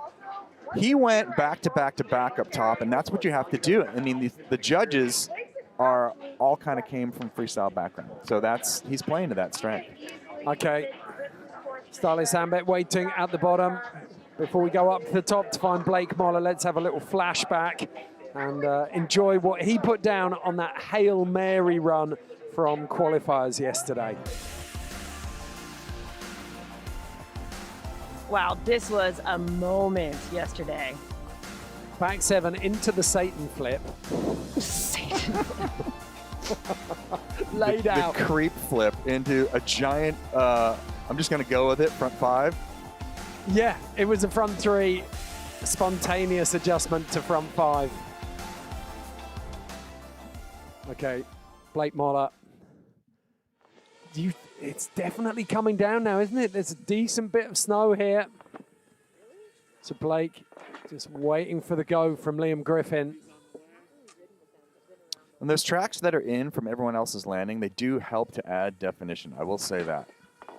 It's easier to kind of spot your landing when there's some tracks in it. Okay, so Liam Griffin giving Blake the all clear. Rookie. Natural selection rookie with the moves. Double backflip. Hey. All right. I mean, every single hit is different. He's not repeating anywhere. Oh, this kid is on fire. Edwards, Colorado, right down the street from Vail. I mean, geez Louise. That crew will be going nuts. His older brother Griffin was a skier on the Freeride World Tour as well. He'll be losing it watching this. Up on top of something big. He's got some good turn skills too, making, you know, the little check turns look stylish. He's on the corner of the brick here. He's got a lot of exposure below him.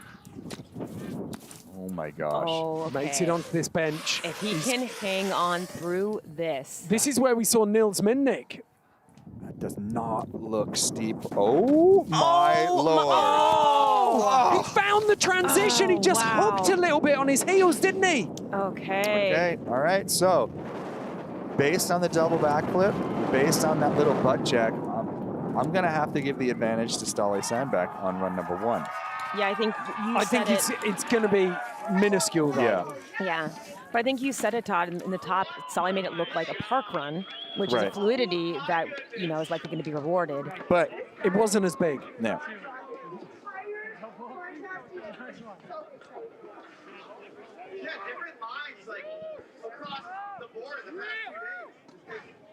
I mean, yeah, sorry, Mary. No, I would say if looking back at this, I'm really excited to watch the top of Ståle's run, but also the bottom of Blake's run. Something to notice too, Ståle he toed in on that switch 5.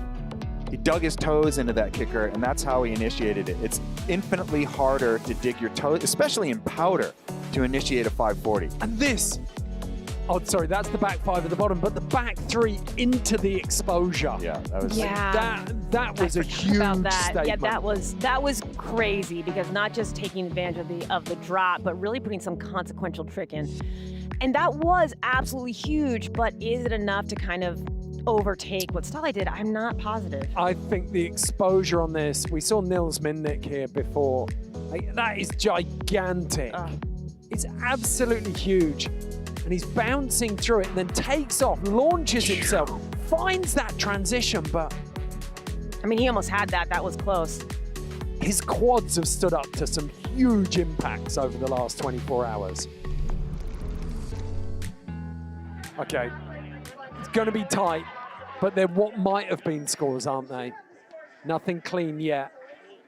Oh, I say that. Judges absolutely loving the exposure and the fluidity. You called it, Mary. 80 points for Ståle Sandbäck.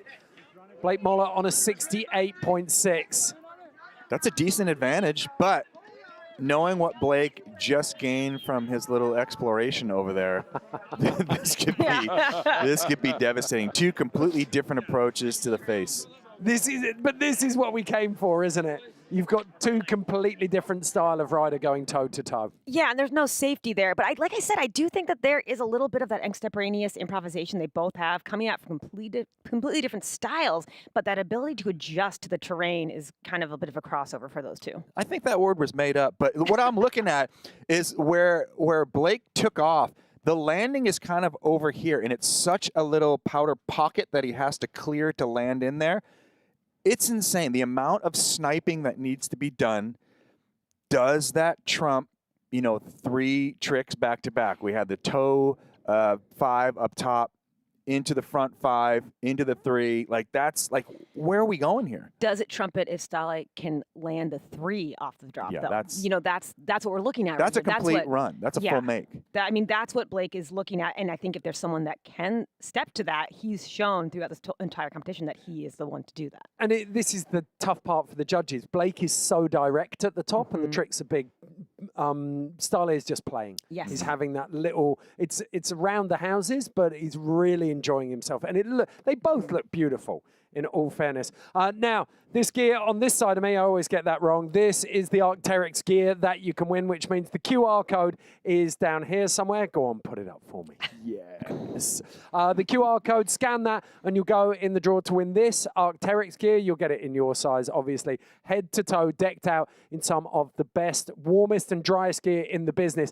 And that's not all. You'll also be in the draw to win 2 Icon passes for 2025, 2026.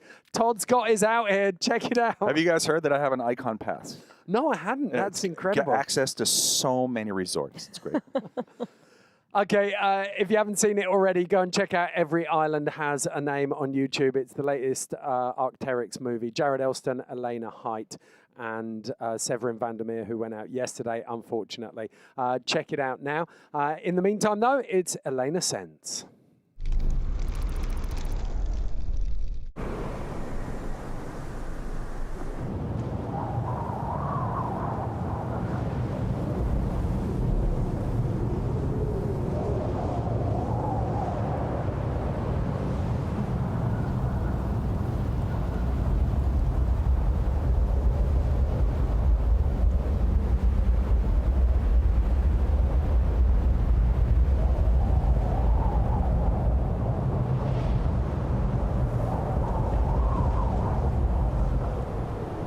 Worn when it counts. Arc'teryx.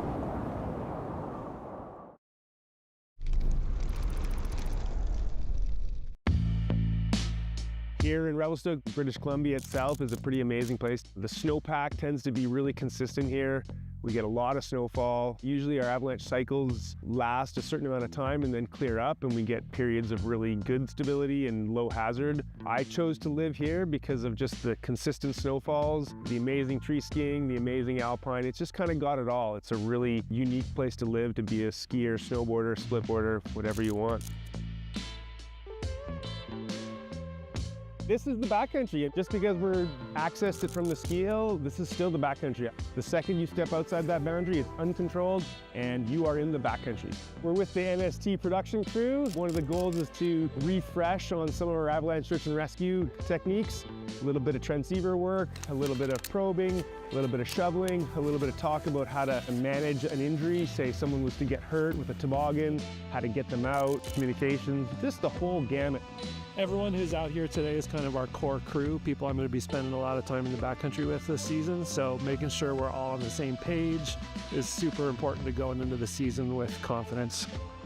The backcountry is where I love to spend most of my time. Definitely given me a lot of amazing moments, but it's also taken a lot from me too. And I think being well trained and learning the skills and taking it seriously is super important. Be well prepared and do your training and have fun out there.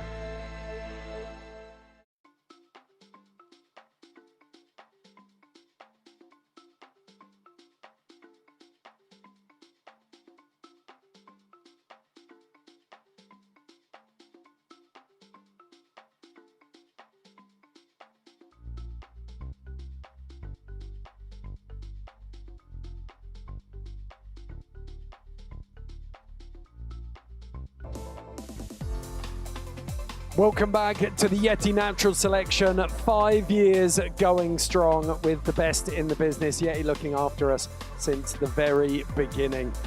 We've got $25,000 and 2 Skidoo Summit X's up for grabs in these second and final runs of the 2025 YETI Natural Selection. Elena Height is going toe-to-toe with Spencer O'Brien. And then on the other side of the draw, we have Blake Moller and Starley Sandbeck with the men. It all comes down to this. Elena with a slight lead ahead of Spencer at the moment. Centering herself, getting ready. You know, she went for that big spin up top, kind of overcooked it a little bit. And then redeemed herself. Redeemed herself. At the bottom, she did that double line, which was so awesome. And I think she, that falling on the top jump really, put her back into focus. Okay, is she going to go? It's a great motivator, having to go to the bathroom. She's going to ride this line really fast. She's so relaxed, isn't she? Yeah. It's lovely to see. There's no tension there. Reminds me of, you knew when Jamie Anderson was dancing in the gate that she was going to have a scorching run. Yeah. The more relaxed, the more fun she was having, the better she Well, rode. it's like when you have that attitude, like you're in the driver's seat, right? Like that that gives you this added amount of like power to take into your run. So here's a question: that was the front seven being visualized there again. That's what I'm saying. Will she? She's going to try to rebate that, right? No one looks that far over their front shoulder for a front three. All right, here we go. Good time to learn double. Get it. Oh, so just close. Bounced. And I think that was literally just because, you know, she's landing on all that hard snow, just got bounced out of the landing. If it had been tiny bit softer in there, look at that beautiful tail grab. Yeah, solid tail grab off that pillow. I love this angle. You can see just how steep it is through here. Fluting below her now. A little ollie over the tree, exposing a tree.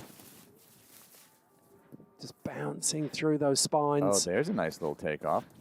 Yeah, I keep wondering if anybody's going to go that way, although that landing is pretty flat. Like, okay, she's putting herself on top of some exposure. Going back to that same double, now that the snow is released on this section, she can get in here cleanly and with a bit more flow and pace. Yeah, she got a bit sloughed out on her first run, having to pause. There she is again, kind of just catching her breath before she drops in. Coming in higher this time. Bigger drop. Get it. Oh! Okay. Stood up on it just, but she took it way more full line. Yeah, bit of a Baker maker, you know. Take it. I'll take it. Elena height. Yeah, I mean, just showing her skills in that scary terrain. Love that toe side turn on the way out as well. That was. Yeah, she dug it in there. Listen to that crowd. Man, it's so dope to have the crowd there. Shift control 5. I want that as a screensaver. Yeah, that crowd making noise for you as you come out of the trees or as you put yourself on top of something is a great motivator. Benny with the amazing run from Elena. Also had that kick off the top. Victory lap.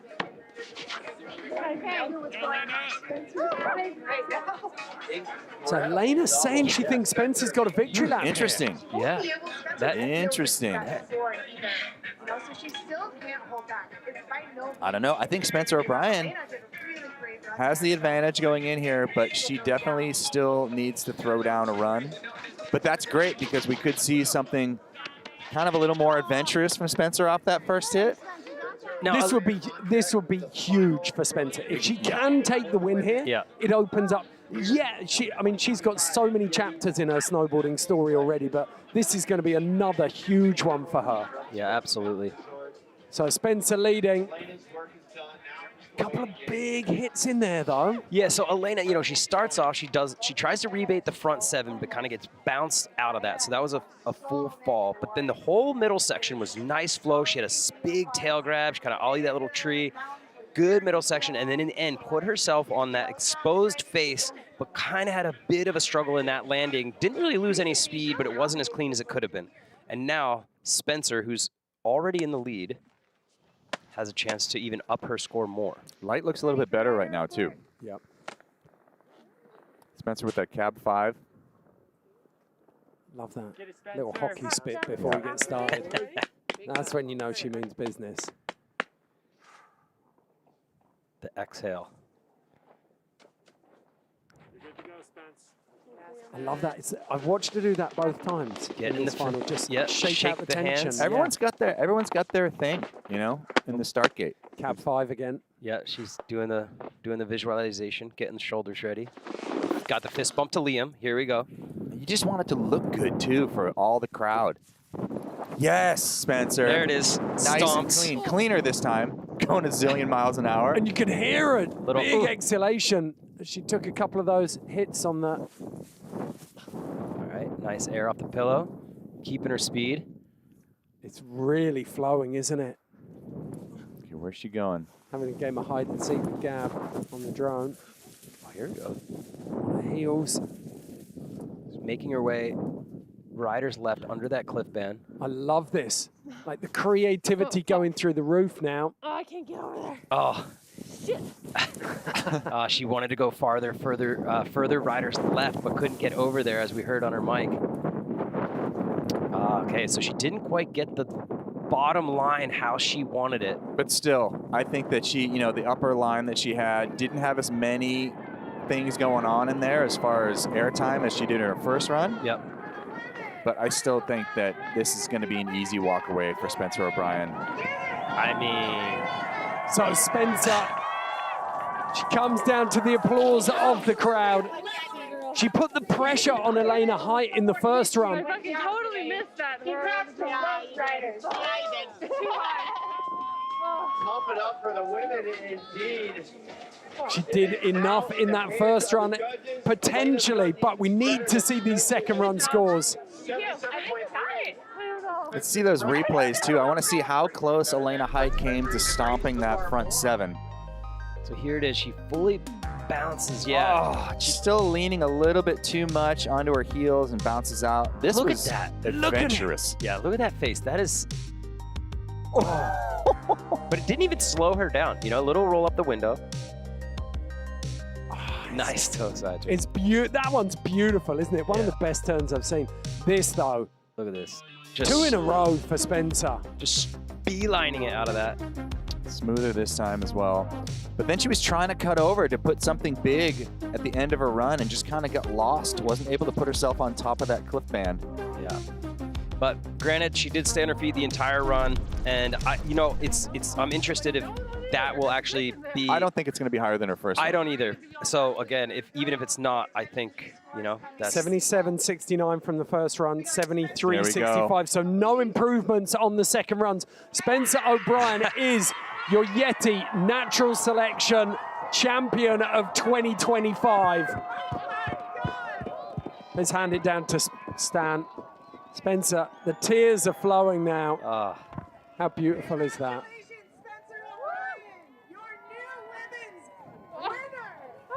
Spencer, incredible showing.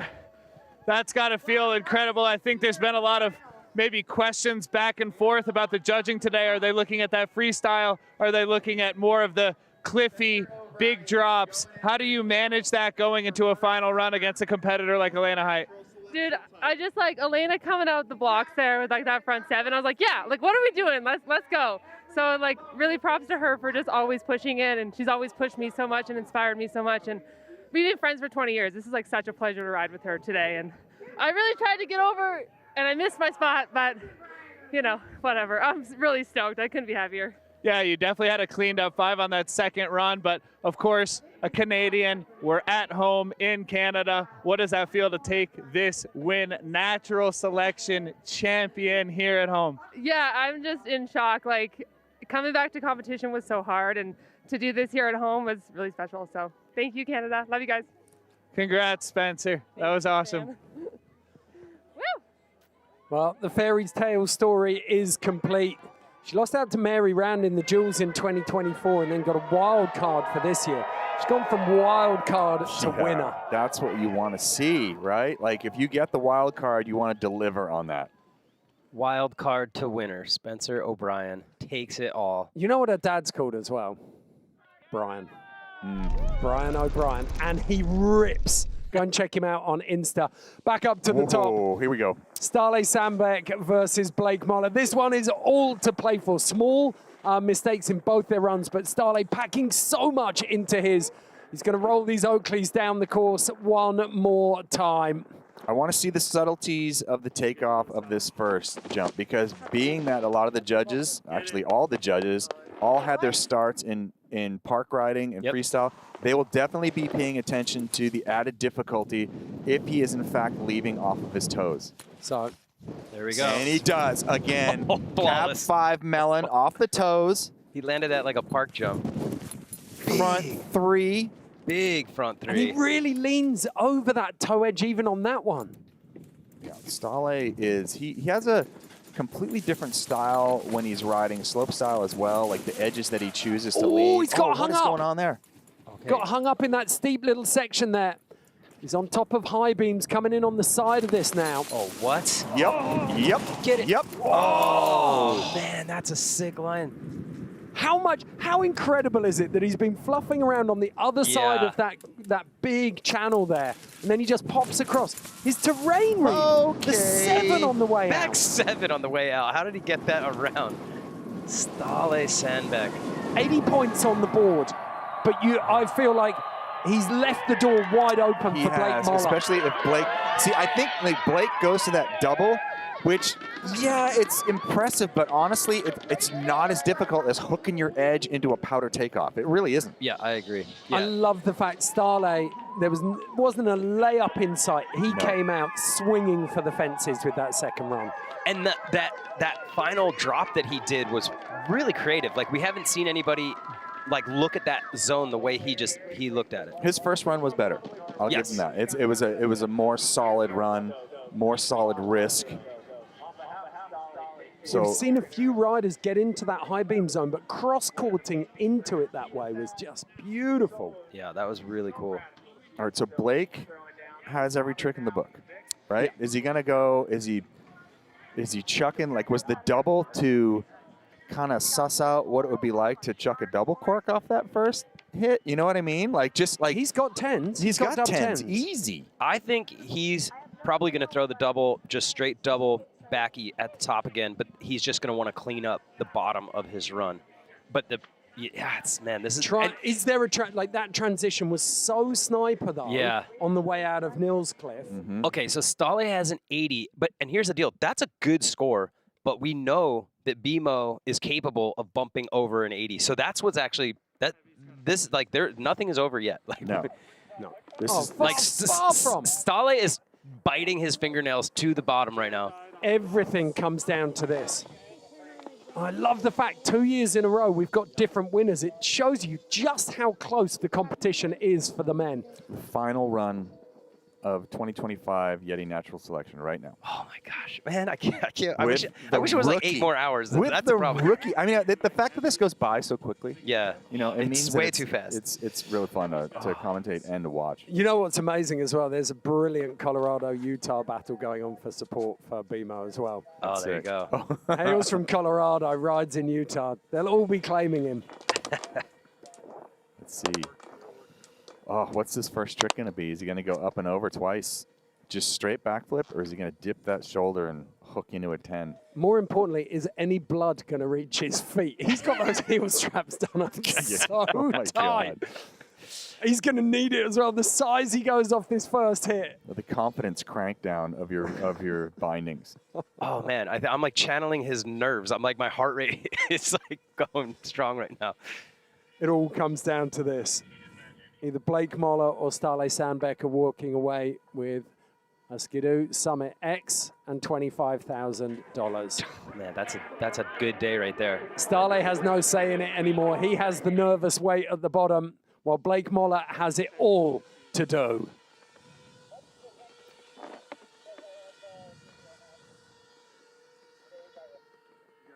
The calm before the storm. Yeah, this is going to be sick.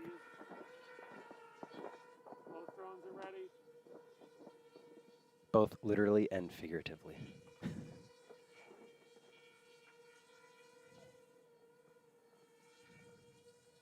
He's got to find 11.4 points.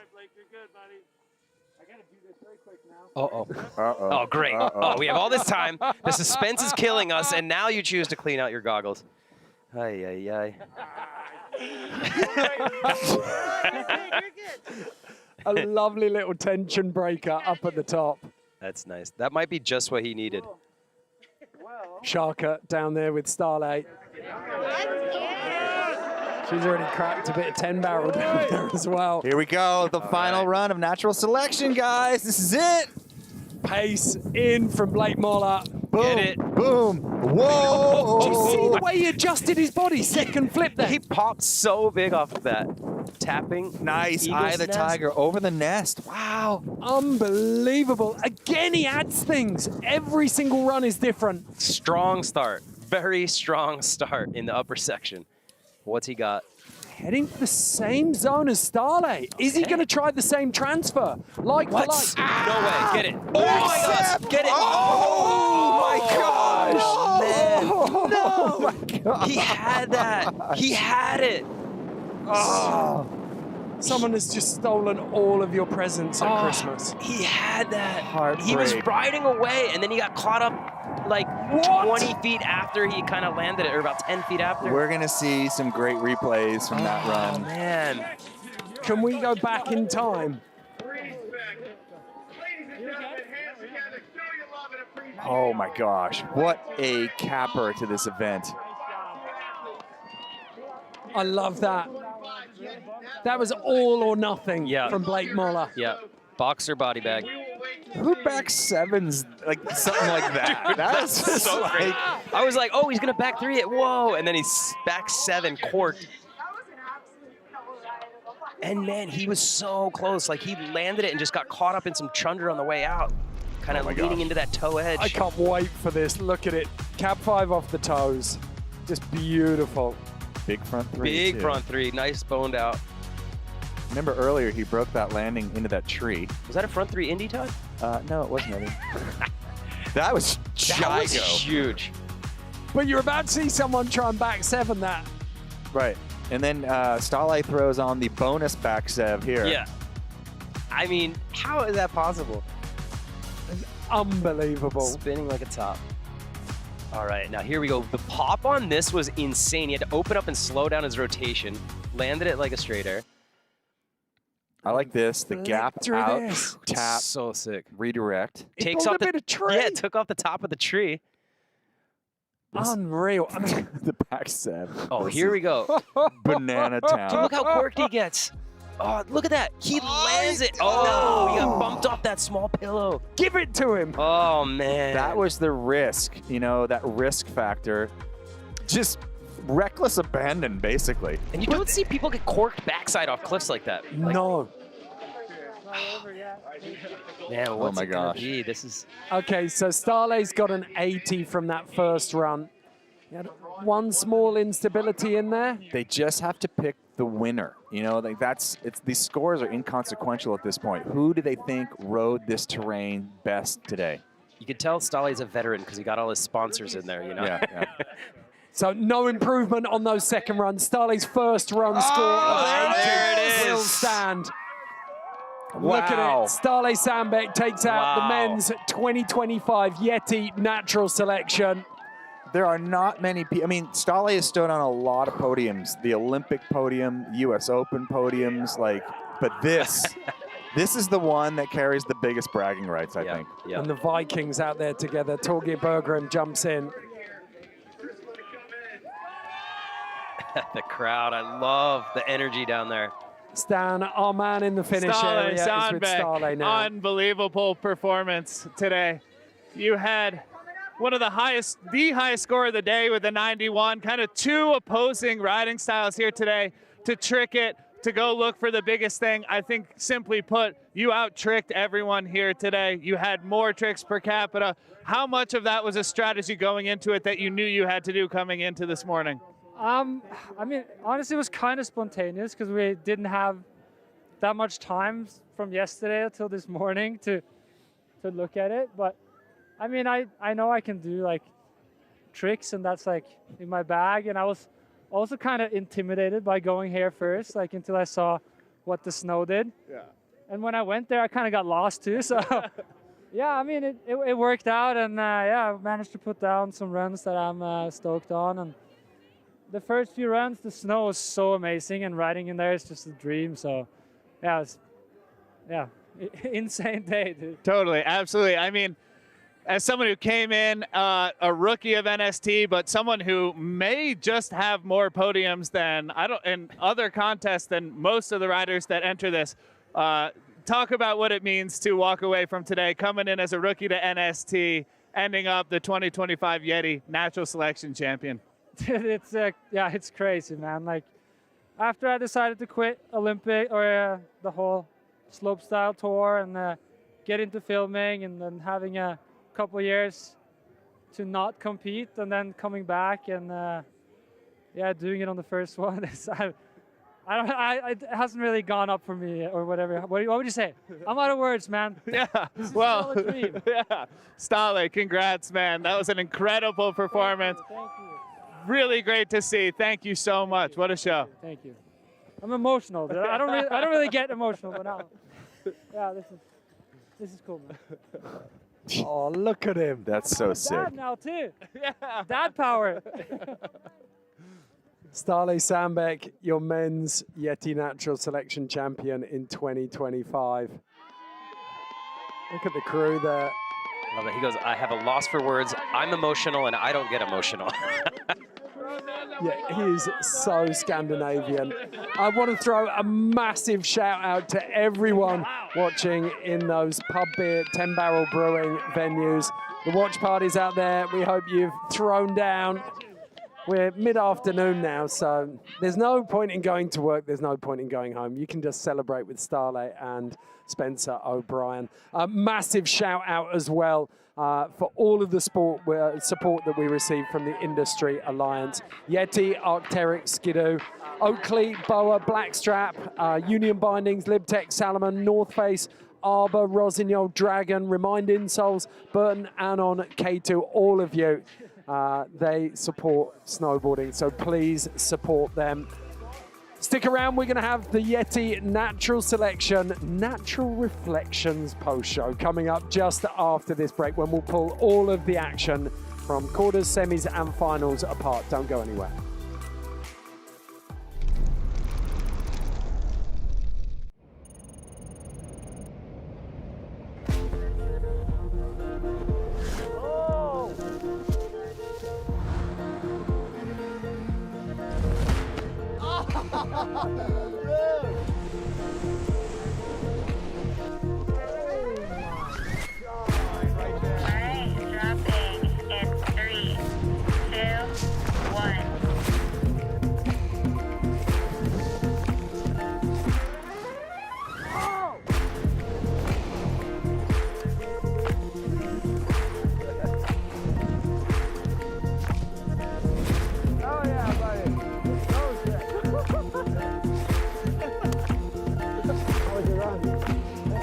Nice riding, bro.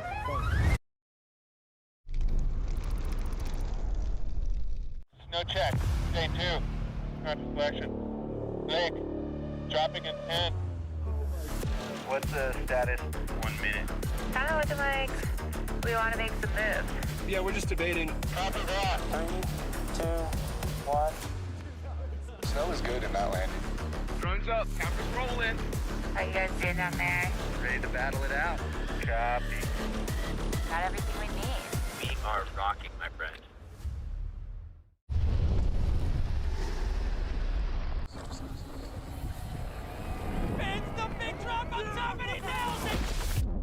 A venue that is unlike any other we've ever seen in freeride mountain biking. Look at that masterpiece. Whoa.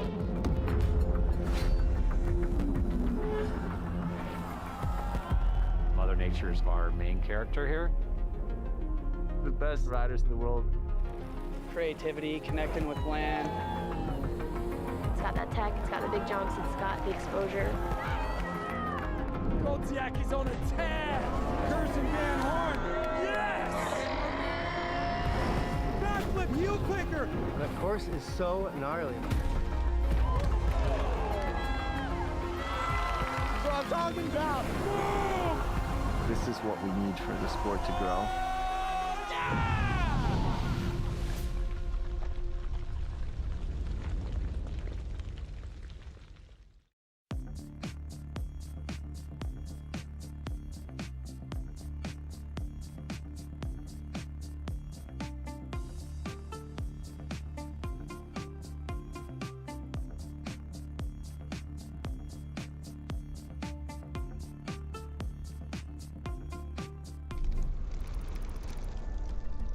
Max Worthington up here, cheap fun athlete representing Pub Beer. We're up at the Snaked Bank Slalom for the NST. The pros are going to try to lay down some times today, and then it's up to the public and riders like myself to try to beat their times.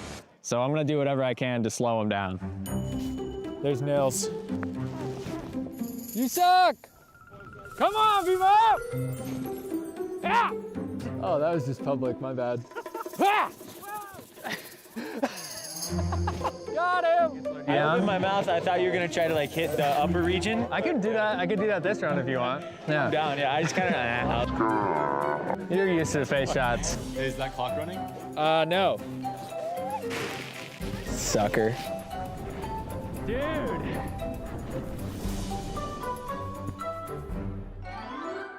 All right, Max Warbington signing off here from the bank slalom. Time for some cheap fun. Welcome back to Natural Reflections, the best named post show in the game. Yeah, we're looking back at all of the action from the 2025 YETI Natural Selection. Mary, Eddie, Todd in the booth. We got a full pull. What a day. That was majestic, Mary. Majestic's such a good word for it. I would also say stressful, exciting, exhilarating. I mean, I've had so many emotions in the last 2 hours. Yeah, that was insane. I mean, I haven't seen a final like that in a long time, and yeah, the riders just put everything on the line. Yeah, and that's what we want to see, right? We're here to be entertained, and everyone delivered. And the best part about it is, it's not that contrived, pre-programmed run that we're used to seeing in competition. These riders didn't know what the heck was going to happen every time they dropped in. It was as close as you can get to having like a surf event where the ocean dictates what's going to happen all the time. They don't know what's going to happen when the riders drop in, and I think that's the best part about it. And all of that new terrain that had been opened up meant that the venue was huge. There were so many different options. Now, Todd mentioned the surf there. Natural Selections expanded this year in 2025 to 3 new sports. So skiing will happen in Alaska in April.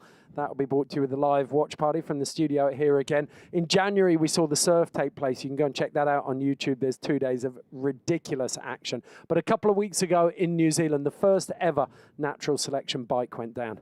Check this out.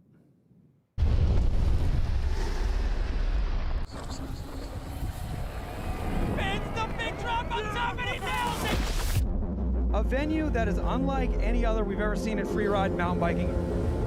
Look at that masterpiece. Whoa.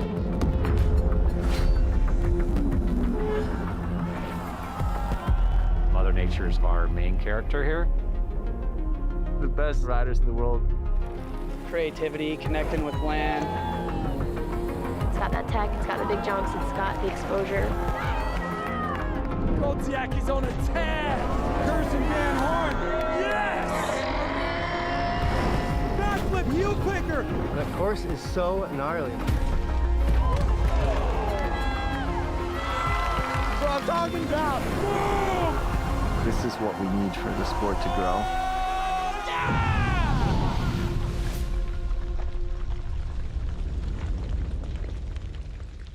If you haven't been sated for adrenaline already today, then definitely go and check that out. It's an unbelievable watch. Now, we're going to take a little look, if I can get this right. It's over this shoulder, I think. This is a beautiful piece of Mike Perillo's art. Mike Perillo's done each of the posters for the bike, surf, snowboarding and ski, and this one is absolutely glorious. It's been signed at the bottom by all of the riders, so head on over to naturalselectiontour.com and you can buy a limited number of those. This is the QR code. I can get my fingers on top of it. Ding, ding, ding, ding, ding, ding, ding. Scan that and it will take you straight to the merch page on Natural Selection Tour. Now, we're also going to take a quick look now at one of Natural Selection alumni's film releases this year. It's Kimi Fasani and her battle with cancer and simultaneously trying to navigate motherhood. This is a beautiful story. Ready and action. Kimi Fasani up next, a household name in snowboarding, beginning a new chapter. Becoming a mother is a catalyst for radical change. We're not the same. There's these opposing forces. You are not making sense. It's the biggest story never told.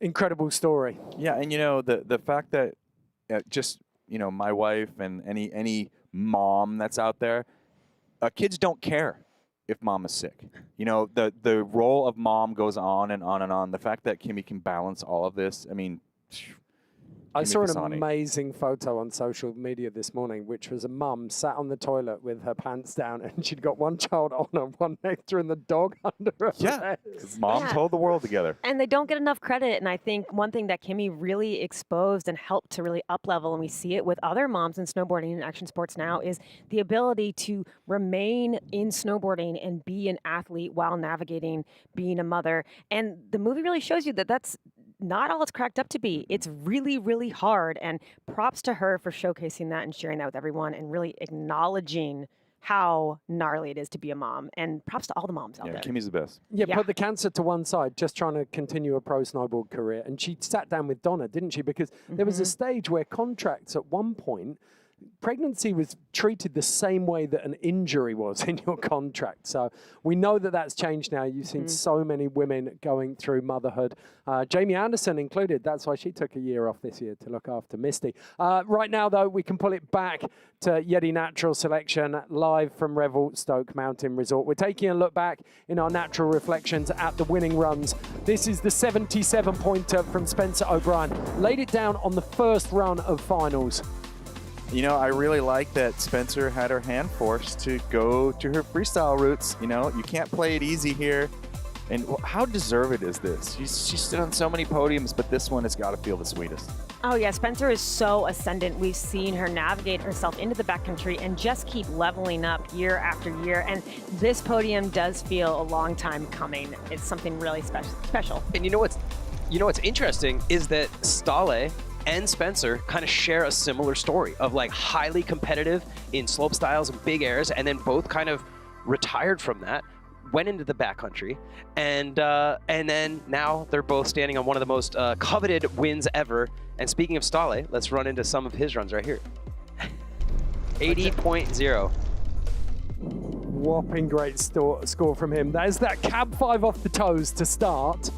And this is the tree, right? Oh no, the 5. No, that's his 5. And this run was just chock full of adventure. Yeah, that was the 3 5s before anything else. That back 3 was so gnarly. I loved, Todd, when you compared the top of his run to riding in a terrain park, you know, a controlled environment that obviously he's so at home at, and to bring that to this kind of venue, I mean, that foreshadows, you know, some really exciting stuff in the future, too. But that's not, I mean, Stale is superhuman. Let's go, you know, get right to the point. Stale is not built like us. You know, he's built from that same fiber as like a Travis Rice or like a Terry Hawkinson. It's just like they have a different way of looking at things. But like Travis, Stale mentioned it there. He's a dad now. Like he's taken a visible step back. You can see it in his pro models. He had those super stiff twin tips, and now he's come out with 2 pro models on Rome that are quite soft. I like will a little say bit more this, surfy. Ed. I will say this, Ed, and going back to the Kimmy Pisani piece, I don't care, like, you could come back and be like, I won the natural selection. The mom don't care. She needs a break. You're taking this kid, I need a break. Like, and that is just across the board. She's like, I'll take the trophy, you take the child. She's going to take the skidoo. You are a dad. I don't care. Great. Natural selection. You're a dad. Take the kid. Yeah. And speaking about dad strength too, I do feel like as a competitor, like once you have a family, it's like, oh, it's either you kind of like, okay, I'm going to step back and kind of chill, or it's like, I got to provide for these Caveman style. Yes, I got to provide, so I'm going to win. And he did that in some style. I mean, Blake Muller pushed him all the way, though. Yeah, I will say I'm terrified of Blake in like a really exciting way, but I'm like very scared of You should him. lead with that when you meet him. I mean that as the biggest compliment, but I think he really did provide a worthy adversary for Stale. We didn't know what was happening until the very end, but I will go back and say about Stale, I think since he really kind of exploded and rose in the scene when he was 13, 14 years old, I will speak for all of us when I say we've been waiting for this part of his career, the backcountry Stale era, and this really brings all of that full circle, and momentum's only rising from here.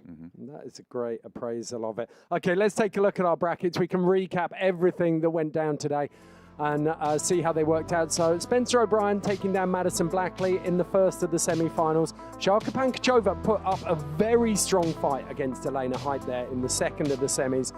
And those two going, you made the point that Elena forced Spencer into the freestyle realm. I felt like Elena, if she'd have stayed in the big mountain, didn't necessarily need to go and play there, but she wanted to. But that's the beauty of this event, right? Okay, we can turn it around to the men's now. This is what the bracket for the men looked like. They started in the quarterfinals. And every single one of these looked like a final. Mikey Cicerelli opened the door for Blake Moller, and that's what set him on his road. Nils Minnick and Gigi Ruff, that was a battle for the ages. I think Torgeir Bergrim, if he could have landed anything, possibly could have taken down Jared Elston, but Jared putting it down when it counted. And Starley, Dustin, I mean, Dustin was no slouch in that round, but Starley was just on fire from the get-go. And I think that, you know, I just want to shout out Jared Elston's absolute monster go for it moment here today. Yeah. And that was so huge. Yeah. He just went for it. And that's textbook Jared. I mean, he's one of the, there's no sort of like cruiser run or safety run. Like, you know, he's going to put himself into, you know, the gnarliest terrain possible. He's basically parachuting. Yeah, we love that. We love that about him. There was a Jared moment, there was that Nils Minnick moment, and there were two Blake Moller moments in that full, what I class as that kind of, it's almost extinct in a lot of snowboarding, that late 90s, early 2000s full send. I've got it in top gear and I'm just pinning it. Okay, it's your last chance now to put your hand in the ring for these. The Arc'teryx gear, head to toe in Arc'teryx gear. Just scan this QR code, ding, and you'll be in the draw to win a complete Arc'teryx outfit plus those 2 icon passes. Get it out again, Todd. Go on. There's is my icon pass. I got this, and I've been able to go on the lift without going to marketing. It's and you great. can screen grab that, and you can screen grab that. And there you go. And then you too have an icon this pass. QR code. You can have Todd's pass. Yeah. It'll be fantastic. Everyone's me. Okay, we mentioned the bike earlier on, but we've also got the ski coming up in, I think it's about 3 weeks' time. The event itself will happen in a weather window across the next 2 weeks up in Alaska. Same venues that we saw the snowboarding in 2022 when Travis and Torstein went at it. It's a mouth-watering prospect. Let's check in on Natural Selection Ski. This is truly made for athletes by athletes. The highest level backcountry freestyle contest on the planet. Skiing and creativity in its most authentic form. It's going to be way different than any ski contest we've ever seen before. Feels like a dream come true for me, honestly.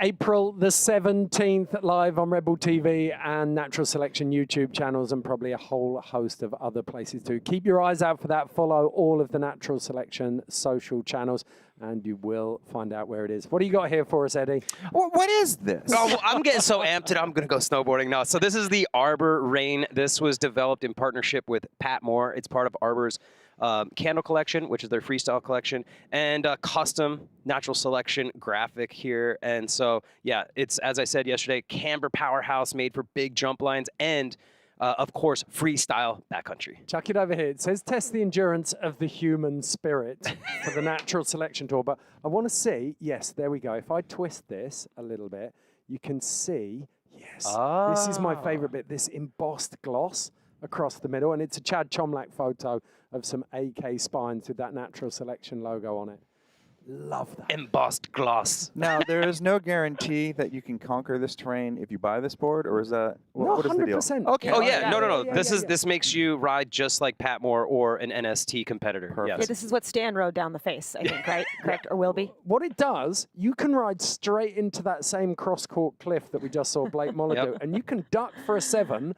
It gives you that guarantee. You just won't be guaranteed of landing. Yeah. Also, kind of sneak peek, this is the first time any human has seen the prototypes of the new utility binding at Arbor, but we're not getting into that. getting fired. Yeah. So, yeah, pretty rad.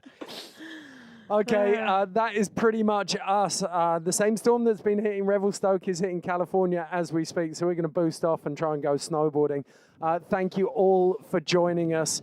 It's been an emotional 2 days. We're absolutely spent. Closing thoughts, Mary, Todd, Ed. You know, when a species gets introduced to an ecosystem and it just changes the entire paradigm and nothing is ever the same. Yeah, an invasive species. Yes, well, I mean, if we take away the invasive part, I think that's what natural selection is. We have seen the evolution of snowboarding shift in the past 5 years, and we are presented with a new status quo year after year, and we are seeing the seeds that were planted grow into something that just gets more amazing as we go on. Eddie, Todd, you don't get a go. That was brilliant. No, yeah, what Mary said. Yeah. What Mary said. So thank you, Natural Selection. Thank you so much for joining us. Head on over to naturalselectiontour.com. You can find all of the results and highlights over there. But right now, we're going to leave you with our favorite highlights from today at the YETI Natural Selection Tour. We'll see you next time.